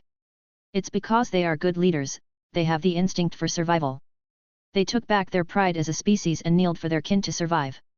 If you are alive, you can plan, prosper, train, or even plan a rebellion, but if you are dead, you can't do anything. At your current stage, your strength is pathetic, but your pride is too much for your own good. You will never be a leader. He stood up and moved back a little. Fortunately for you, I need frontline warriors who will never abandon their pride and principles, even if it kills them. Join my team, Axew, I will let your tribe unharmed. I will train you to a level where you can take on the entire forest alone. Axew gritted his teeth and finally kneeled. Fine, I will follow you, Master. Aoki smirked and used an Ultra Ball to catch him. Now then. Aoki looked at all the tribe members. As a new ruler, let me set some rules. From now on I am free to visit any place I want in the forest. Make sure that none of your tribe members try to attack me or it will not end well for them. You all can do whatever you were doing before my arrival, but remember, when I ask, you must cooperate with me. I will assign you various tasks and you all must complete them to the best of your abilities. That's all. You all are free to go. Clefable started to heal everyone as everyone started to leave without waiting any longer. Finally, Aoki looked at the Haxorus community. You all are free to leave too. Don't worry about the Axew, I will make sure he grows stronger like my other companions. Celebi sighed in relief, seeing that Aoki didn't order his Pokemon to kill anyone and things were resolved. Unknown to Celebi, even if the tribe didn't submit, Aoki was not so cruel as to kill the entire tribe. He would have most probably asked his Pokemon to thrash them till they agreed. After they left, Aoki moved toward the center of the forest and asked Darkrai to create a one-way portal to this forest. Aoki had no idea how big of a threat he would be facing in the future. Although Aoki didn't want innocent lives to be lost, he still needed an army to stand against Giratina if he brought out an army. So the conclusion he came up with was to conquer the most dangerous areas of every region and merge the strongest Pokemon he found there with his army. If there are multiple attacks, he could assign his main Pokémon a squad of their own to lead. This is why he has from the start taught them to take independent decisions. This was just the first step. The next step was bringing the legendary Pokémon, especially the first-rate and second-rate ones. The entire world was about to be shaken up. Chapter 157, Youth Cup 1. The start of the event. It was early in the morning. This place looks amazing, Aoki said out loud as he looked at the Unova League Stadium. He along with the others was sitting on a train that stopped near the stadium.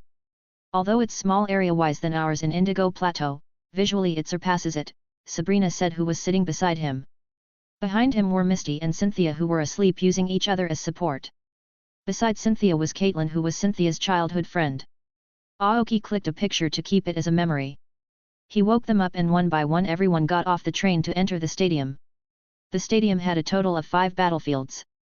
The center one is the largest with 6 types of interchange battlefield types.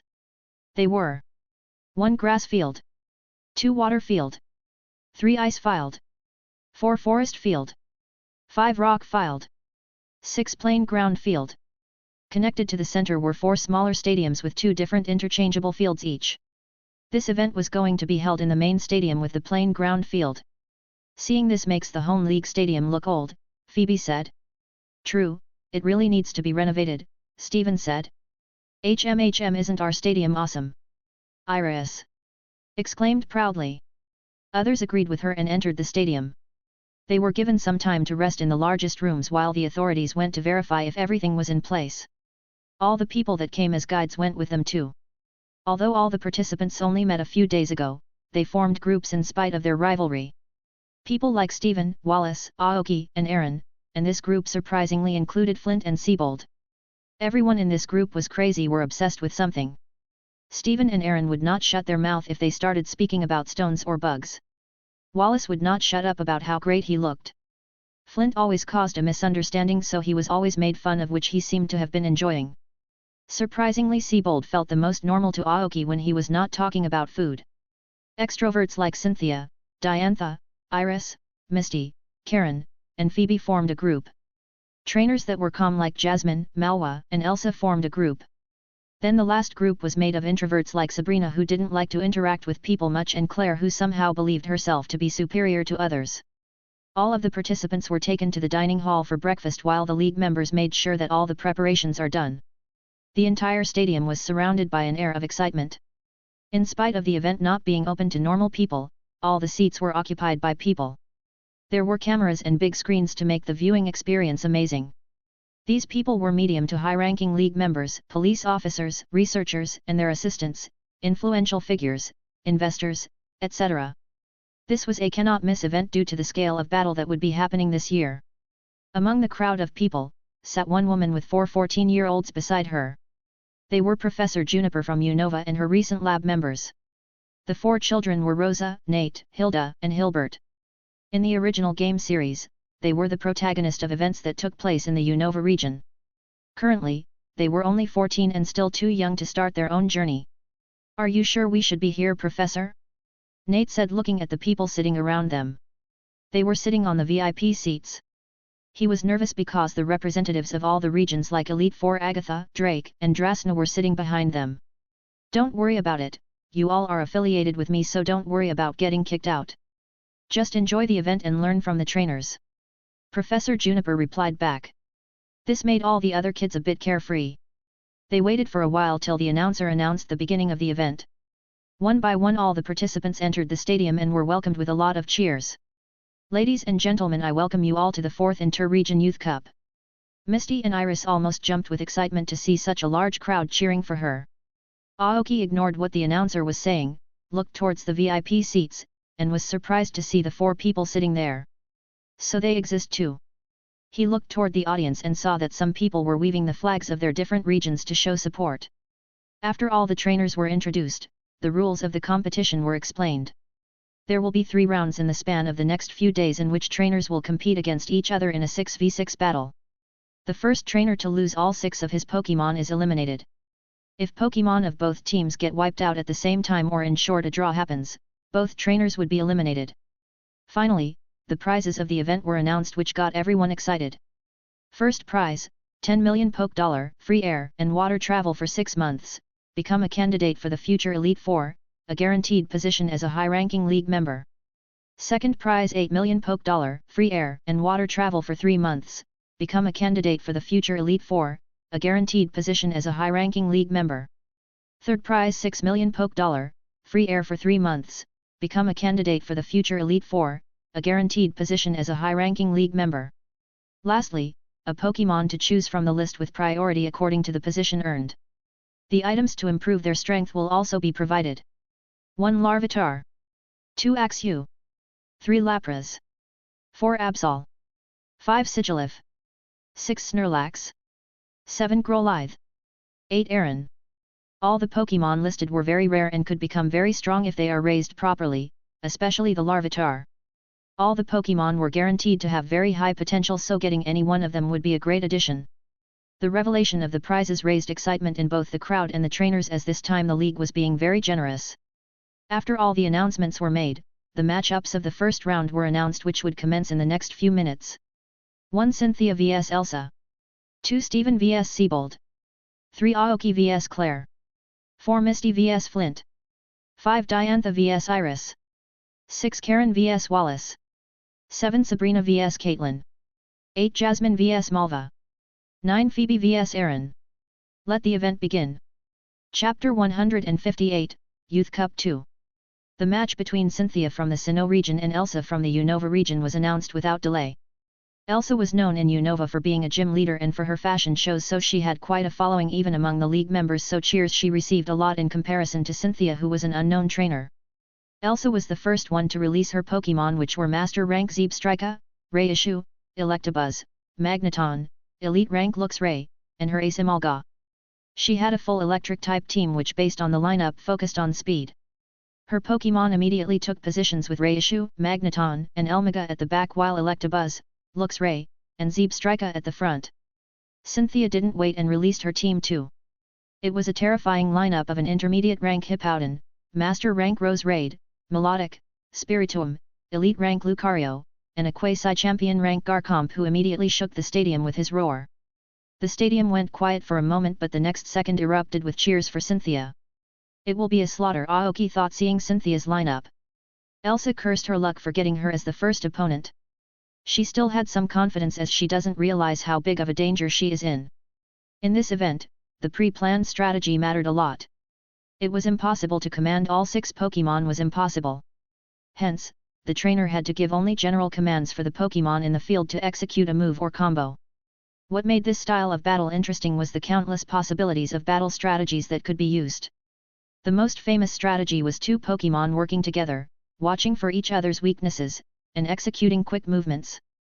The other was a team of 3 Pokemon and each of them added something to the other.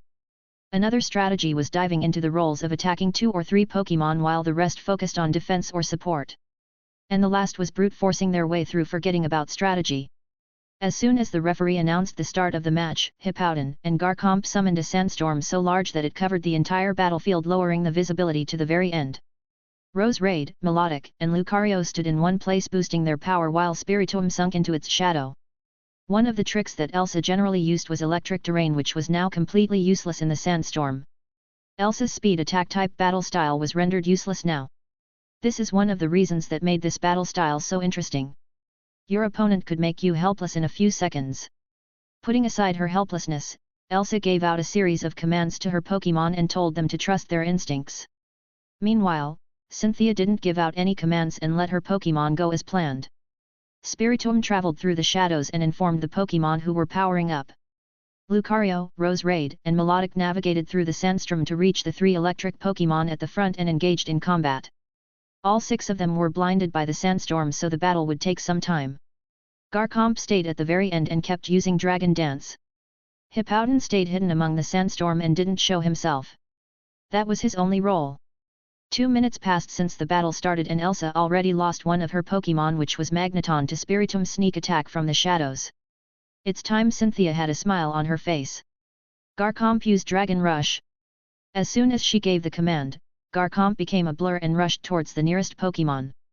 His eyes glowed as he calculated his exact angle for maximum impact. Boom! Boom!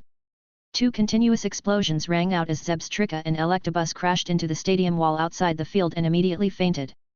Spri2 emerged from the shadows of Raichu using hypnosis, after which Luratio used Aura Sphere Barrage to make him faint too.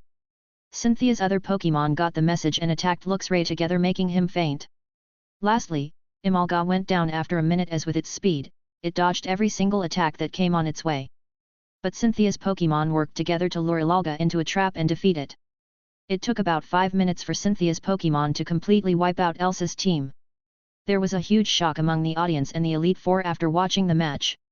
Some even rubbed their eyes in disbelief, especially the trainers that Professor Juniper brought with her. The people of the Sinnoh League started cheering for Cynthia as the people from the Unova League went quiet. One of the trainers of the region hosting the event was already eliminated in the first round, which was a huge embarrassment. Even the participants had a chill run down their spine seeing Cynthia's Pokémon in action. Well, everyone except Aoki, as he somewhat expected that to happen. Cynthia Shirana, granddaughter of Professor Carolina. Why did we not know about her yet? One of the league's higher UPS asked the people beside her. From her teamwork and battle power, especially her Garchomp was a menace. He could tell at a glance she was a champion candidate. She had only recently started collecting badges and participating in the league events, before which she never participated in any event. A woman said, reading from a record. After the match, help give her attention and groom her as the next Elite Four or champion. Make sure that she doesn't start living in another region. I hope you don't take it to heart and we can stay friends in the future, Cynthia said as she shook Elsa's hand and walked away with a smile, leaving speechless Elsa behind. She stood there for a minute, then walked out with her head down. Iris saw that and ran towards her to cheer her.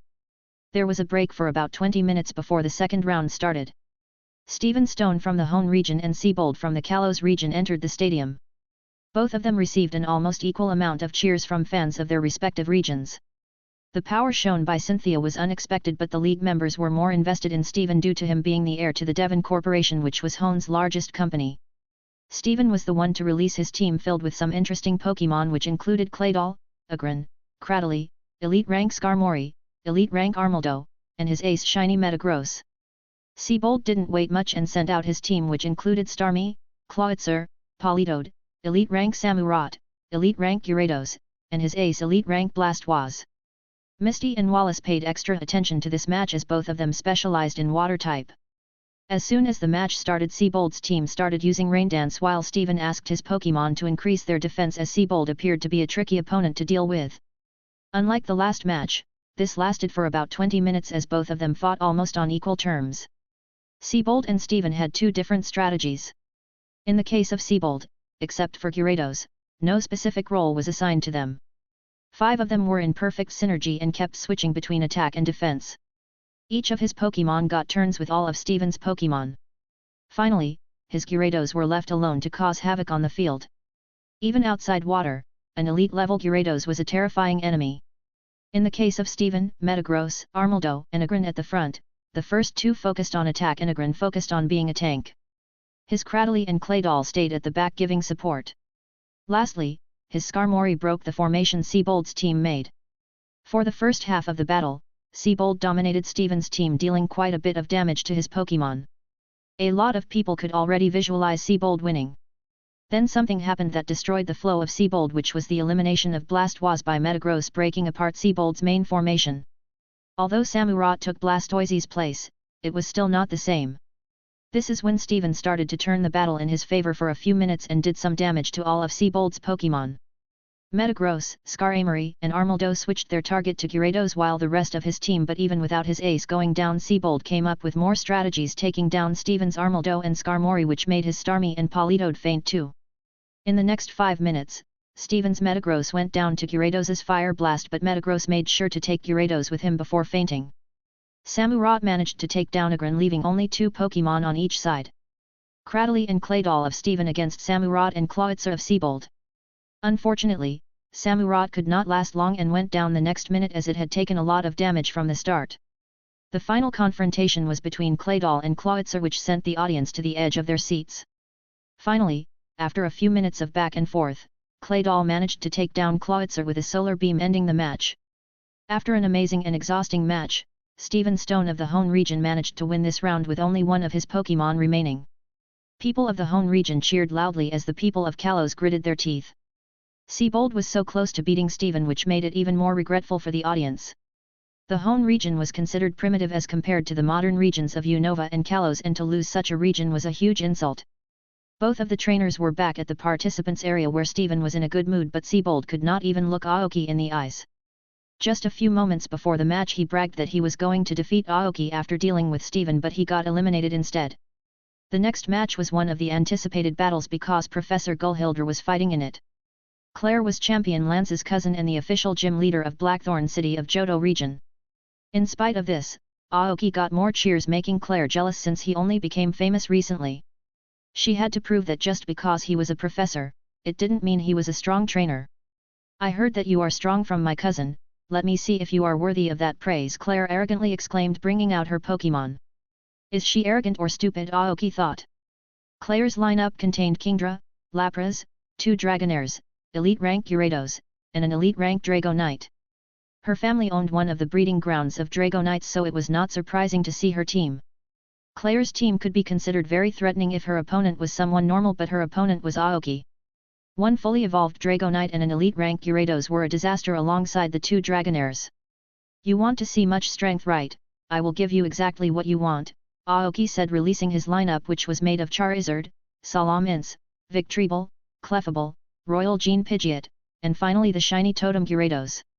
His team made of insane Pokémon set a wave of chaos among the Poeball. People had never seen such a massive Gyarados, and a golden Pidgeot. Even Claire felt threatened by Aoki's Pokémon. As soon as the match started, Aoki's Gyarados launched himself at Claire's Gyarados by using his tail as a spring. The red Gyarados bit Gyarados and dragged him to the corner of the field. Due to the raw power and size of red Gyarados, Claire's Gyarados couldn't resist and got dragged. Lightning cracked in red Gyarados' teeth as he bit down harder, sending lightning through the entire body of Claire's Gyarados, paralyzing him. Red Gyarados wrapped his body around the other and fired a point-range Hyper Beam at Gyarados' head. If that was not enough, a wave of Dragon Pulse made Claire's Gyarados unable to fight anymore. Not even a minute and one of Claire's Pokémon was down. Salamence and Charizard blew out a wave of fire which turned into a tsunami of fire with the help of Pidgeot that washed over his opponent's entire team. Lapras, Dragonite, 1 Dragonair. The Kingdra used a Hydrop Pump to resist the wave of flames while the other Dragonair started Rain Dance. As soon as the wave of flames was cancelled, 4 dragons of Claire were slammed to the ground with Clefable's gravity as misty terrain began to spread out, lowering their power. Dragonite managed to break free of Clefable's gravity, but Salamence engaged Dragonite before it could touch Clefable. The 2 Dragonairs were not so lucky and received a lot of damage from Moonblast and Dazzling Gleam. Charizard engaged Lapras and Kingdra, but Charizard was dominating the battle. Claire's command line was completely broken as her Pokémon were in no situation to hear her commands. Not giving any chance to recover, Salamence used Dragon Pulse on 2 of their Dragonairs, suppressing their attacks. One thing that Claire overlooked was Aoki's Victreebel at the very back, who was continuously buffing his attacks and charging up. Seeing that Victreebel was ready, Aoki gave a command, making Charizard move as a devastating solar beam hit Kingdra, sending it crashing to the stadium wall and making it lose combat capability. The next second 2 consecutive fire blasts hit Lapras, followed by a flame kick to the head, taking Lapras down. Not even 2 minutes passed and Claire had already lost 3 of their Pokémon. The pace of the battle was too fast for her to take control of. Boom! A large explosion occurred as Gyarados and Pidgeot's Hyper Beam hit the 2 Dragonairs along with Clefable's Blizzard, taking them down. Now the only one left was Dragonite, who was fighting Salamence. All of Aoki's Pokémon started at the Dragonite-like prey that was about to be ripped to shreds. Seeing that there was no other way, Dragonite used Outrage to at least take down Salamence. "End it, Salamence, use Dragon Rush!" Salamence roared as dense Dragon-type coating around him went wild. Locking into his target, Salamence dived down vertically like a meteor. The sky turned purple with Dragon-type as Salamence stopped holding back and hit Dragonite with a Dragon Rush, cutting through Outrage. Boom! Dragonite crashed to the ground, forming a crater on the battlefield, in no condition to move anymore. Salamence roared and landed beside Aoki's all other Pokémon, forming a line. Claire stood there frozen in her spot as her brain could not comprehend what just happened. It didn't even take 4 minutes for the battle to finish. If Cynthia's battle was enough to give them shock, this battle had completely blown away people's minds, even the Elite Four who were watching. "Agatha, are you Kanto people made off?" Drasna said as her hand shook. I have no answers for that. Agatha had seen Aoki in action in the previous event but didn't know he was capable to this degree. He is already strong enough to give the Elite Four a rundown for their money, Drake said, especially looking at Aoki's Charizard and Salam Ints. The people of Kanto were going wild with cheers. In addition to Aoki being a famous professor, he was a great trainer too. Who knows, he might even become the next champion. It made them happy to know that Aoki was strong enough to stand against Cynthia, who they expected to win. The participants including Cynthia and Steven froze in their spots while Misty and Sabrina had a smug smiles. Both of them knew that Aoki was very strong but not to this degree. As the rules suggested, Aoki shook hands with Claire as the match ended. Tell Lance that I am coming for his position. Chapter 159, Youth Cup 3. After the one-sided slaughter that shattered Claire's confidence, the next round started without delay. The fourth round was Misty from the Kanto region and Flint from the Sinnoh region. Misty released her Pokémon, which were Gyarados, Starmie, Politoed, Slowking, Kingdra, and Golduck. Flint's team was made of Rapidash, Arcanine, Magmar, Flareon, Torkoal, and his ace elite rank Infernape. Although Misty could be considered one of the weakest participants in this tournament due to having no elite rank Pokémon in her team, Misty's Water-type Pokémon held an advantage over the Fire-type Pokémon of Flint. All of Flint's Pokémon were fast. His Infernape was a big danger, so Misty had to plan accordingly. Since her Pokémon were on the weaker side, Misty's main strategy was overwhelming the opponent with water and creating chaos on the battlefield. As soon as the match started, Slowking engaged Infernape while Politoed and Gyarados summoned Heavy Rain, increasing the power of Water-type moves and decreasing the Fire-type moves. Chaos immediately started with all of Misty's Pokémon attacking every single Pokémon of Flint. Flint's Pokémon too attacked with waves upon waves of fire to counter the huge amount of water that was thrown at them. Due to this, most of them were not able to work together as Misty didn't allow them to. Not everyone was crazy like Aoki to throw their fire Pokémon into the water, so the water was a major weakness for Flint's Pokémon. As soon as the first wave of confrontation ended, Flint's Pokémon got to work to take care of the highest threat, which was Gyarados. Two battles started with one having Gyarados at its center with Misty's and Flint's Pokémon fighting around it, while the other had Infernape and Slowing.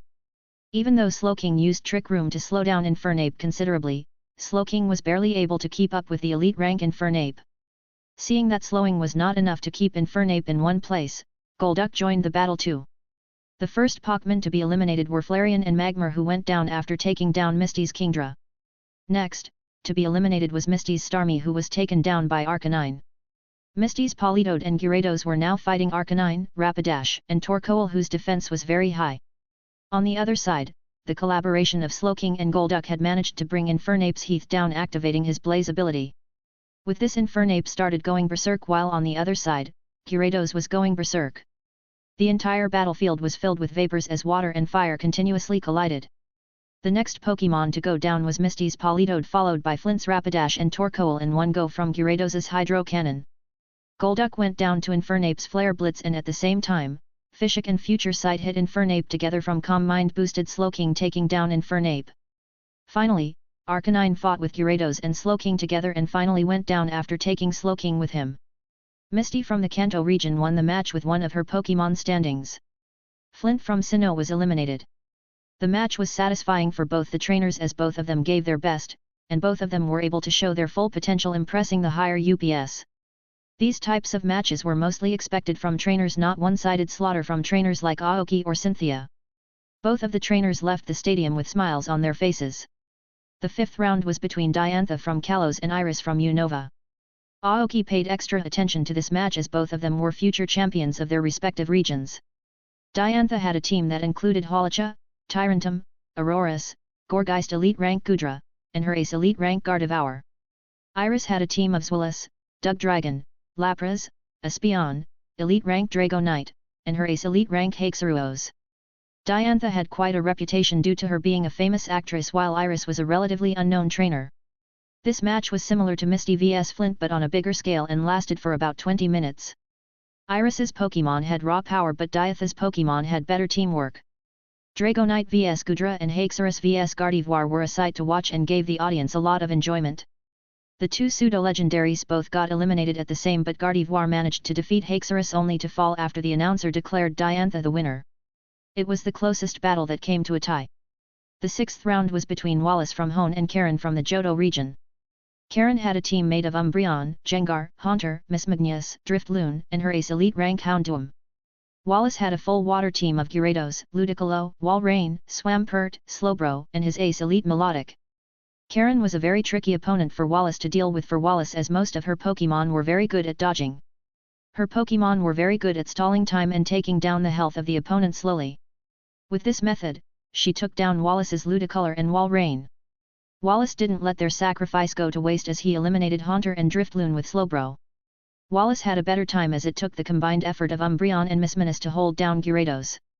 The match lasted about a total of 25 minutes with Wallace winning with only his Swampert and Slowbro standing. In the current rankings, Kanto and Hone had 2 wins with Unova and Johto regions losing 2 matches. The 7th match was between Sabrina from the Kanto region and Caitlin from the Unova region. This match was interesting in a way that both of them were psychics with psychic-type teams. Sabrina started with her team which included Bayonet, Dusk Noir, Espeon, Slowbro, Elite Rank Alakazam, and her ace Elite Rank Gardevoir. Caitlin had Bronzong, Claydol, Reuniclus, Slowking, Musharna, and her ace Elite Gothitelle. The match lasted about 10 minutes with Sabrina winning the match with 4 of her Pokémon standing. Sabrina totally dominated the battle except for a mistake that made her lose Slowbro and Bayonet. All the tactics that Aoki taught her added to her experience and psychic power, she overwhelmed her opponent. With this match, Kanto had won 3 rounds with Unova losing all 3 of her participants. Ironic as they were the ones hosting the event. The 8th match was between Jasmine from Johto and Malva from the Kalos region. Jasmine had a full Steel-type team of Steelix, Magneton, Skarmory, Forez, Mawile, and her ace elite rank Ampharos. Although Steven called himself a Steel specialist, she had more Steel types than him. Mava had a full Fire-type team of Talonflame, Torkoal, Chandelure, Houndoom, elite rank Delphox, and her ace elite rank Pyroar. Aoki was interested in her match as she was a member of Team Flare in the Kalos storyline. Even with the advantage, Malva lost 4 of her Pokémon to Jasmine before winning. With this match, the Johto region was eliminated from the game too. The 9th and today's last match was between Phoebe of the Hone region and Aaron of the Sinnoh region. Phoebe had a Ghost-type team of Sabai, Miss Magnus, Bayonet, Dusk Noir, Elite Rank Chandelure, and Elite Rank Driftloon. She was someone who grew up in MT Pry around Ghost Pokémon and had a natural ability to communicate with them. Aaron had a team of Yanmega, Heracross, Pinsir, Vespiquen, Elite Rank Drapion, and his ace Elite Rank Caesar. Both the trainers were almost equal in the battle but Phoebe managed to win with only her Driftloon standing. With this match, all 9 rounds of the first day concluded. Johto and Unova participants were totally eliminated with Kanto and Hone regions each having 3 wins. The matchups of the next rounds were announced which will be held 2 days later. 1 Misty vs Wallace. 2 Cynthia vs Sabrina. 3 Steven vs Malwa. 4 Aoki vs Phoebe. 5 Diantha Free Pass. Chapter 160, Youth Cup 4. Some trainers like Iris and Aaron took their loss with open arms while others like Claire and Elsa didn't come out of their rooms. Life didn't change much for the people who won the previous matches as they continued to train but there was a difference. The trainers who lost had started to help their friends for the next round. For example, Misty was helped by Seabold due to them both being water-type trainers and her next opponent being a water trainer. Aoki had left his Gyarados and Nidoking with Misty to push her Pokémon to their limits to prepare for their next match. Sometimes even Darkrai helped her. Cynthia asked Iris to fight her as she knew that she would be facing Aoki soon. Aoki disappeared for 2 days into Darkrai's dimensions making others think he was busy training. In the dimension, he only made his Pokémon fight each other, especially Pidgeot and Victreebel as they had started to fall behind others in power. As for Aerodactyl, Aoki was training him alone as he needed to master his already existing moves and modify them to become more useful. Aside from this, Aoki made some new changes to the training plan of others. The first method was for the ones who could Mega Evolve to understand the changes that had taken place in them and replicate them in their base form. For example, Charizard's flames turned dark purple in Mega form which he was now trying to replicate in base form. Salamence in his Mega form gained a bit of control over the energy of chaos which was unexpected so he started to try doing the same in base form. This training method would not only make them understand themselves better but also increase their energy understanding. The next training plan was for the ones who could not use Mega Evolution like Victreebel, Pidgeot, and Clefalba. Aoki tasked Darkrai to forcefully inject the energy of chaos into their bodies while they tried to get rid of it using Aoki's dark aura and their energy. This will not only increase their resistance but also increase their energy control along with their synergy with Aoki's dark aura. While his main team was busy, he trained with the new batch of Pokemon and bonded with them. This batch contained Trapinch who liked to train to get food, Eevee who wanted to get strong to protect Aoki and be around him, Axew who still hates Aoki but can't disagree that his methods had made him gain strength at a rapid rate, and finally Abra who wanted to laze around. For Eevee, he made Clefable introduce Fairy-type energy into her body so that Eevee can replicate that energy to learn Fairy-type moves like a Charm, Baby Doll Eyes, Misty Terrain, and Disarming Voice. For Trapinch, he made him bathe under Salamanque's Dragon-type energy and increase his physical attacks and speed before moving to special attacks. For Axew, he repeated the same thing as bathing under Salamanque's Dragon-type energy and increased his Dragon-type physical attacks. He mainly taught Axew slash attacks which utilized his claws and tusk. Axew's tusks were known to break often after heavy attacks but each time they broke, a stronger one grew back so Aoki made sure Axew broke his tusk often to make a stronger one grow. For Abra, he had pushed his mind to the limit by making him continuously dodge attacks using teleport while carrying a heavy load. Aoki made sure to teach all 4 of his new Pokemon his version of a calm mind and breathing exercises. Aside from this, Clefable or the Chansey squad was always present there to apply gravity on them while training. Aoki didn't completely depend on the aura and gave them some energy orbs to increase their power. Welcome back ladies and gentlemen to the second round of Youth Cup. Without much delay, let's start our first match. With a huge round of applause, welcome our first 2 participants. Misty Williams from Kanto and Wallace from Hone region. As 2 of them were water-type trainers, a water-type battlefield was chosen for them to show their maximum potential. Misty and Wallace had determination in their eyes as they entered the field. Being water-type trainers, it was a matter of pride to prove themselves better than their opponents. Wallace released his lineup being Gyarados, Ludicolo, Walrein, Swampert, Slowbro, and his ace Elite Melodic. Misty too immediately released her lineup Gyarados, Kingdra, Starmie, Politoed, Slowking, and Golduck. Although she didn't have a specific ace, her battle style mostly revolved around Gyarados and Slowking. Wallace after analyzing Misty knew that she could not command multiple Pokemon at once so he made all his Pokemon target individual Pokemon of Misty. His Gyarados began clashing with Misty's Gyarados, Slowbro confronted Slowking, and Swampert confronted Golduck which was especially heated since it was a rematch between them, Walrein confronted Starmie, and finally, Melodic confronted Politoed. As the match went on, to Wallace's surprise, Misty was almost equal to him. Her major weakness that her Pokemon completely depended on her commands was almost gone. The way she dodged the attacks of his Pokémon was almost perfect. From the participants' area, Aoki smiled seeing the situation. "Did you do something?" Sabrina asked. "I had some of my Pokemon go berserk on Misty's team. She had already trained in different techniques, the only thing left was to connect those techniques and apply those in battle which I helped her do," Aoki replied. Her improvement in the last 3 days is massive. But even with all those improvements, I don't think it will be easy to win against Wallace. Both of them have almost equal strength and techniques which makes it difficult to predict the winner, Sabrina said. "You are right, even I can't predict this match's outcome," Aoki said. Boom! With one Hyper Beam, Melodic hit Politoed immediately making Politoed faint putting pressure on Misty. Somehow that pressure pushed Misty as the next minute her Gyarados managed to eliminate Wallace's Gyarados. That is when the match which was in a deadlock for a while, started moving faster. The one-on-one battle that was earlier now made some Pokemon work together. In this clash, Misty's Gyarados got eliminated with a Solar Beam from Ludicolo who got eliminated by an Ice Beam from Kingdra. Slowbro and Swampert worked together to fight Slowking and Starmie. In this confrontation, Slowbro and Starmie got eliminated while Slowking and Swampert kept fighting. Walrein was blasting Ice-type moves non-stop and managed to take down Kingdra. Now on Misty's side, she had Golduck and Slowking while Wallace had Walrein and Swampert. With the combination of Future Sight and Grass Knot, Slowking took down Melodic. Now that the pressure was decreased, Misty started to use everything she had to command her 2 Pokemon against Wallace. Walrein was defeated by Slowking while Swampert managed to defeat Golduck in the rematch. The final confrontation was now between Slowking and Swampert who were both almost out of strength. The audience and the Elite Four were on the edge of their seats during the last few minutes of the match. Using the last of their strength 2 of the Pokemon used their final moves. Sloking's Hyper Beam and Swampert's Hydro Cannon clashed, creating a large explosion and throwing both the Pokémon off the field at the same time, unable to wake up anymore. Both the participants had lost all their Pokémon at the same time, making it a tie.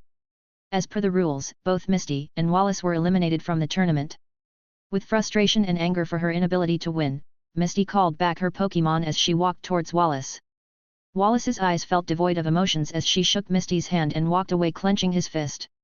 For the first time in his training career, he could not defeat a water-type trainer. This was a huge hit to this pride and confidence. "Just you wait, Misty, I will crush you the next time we fight," Wallace muttered.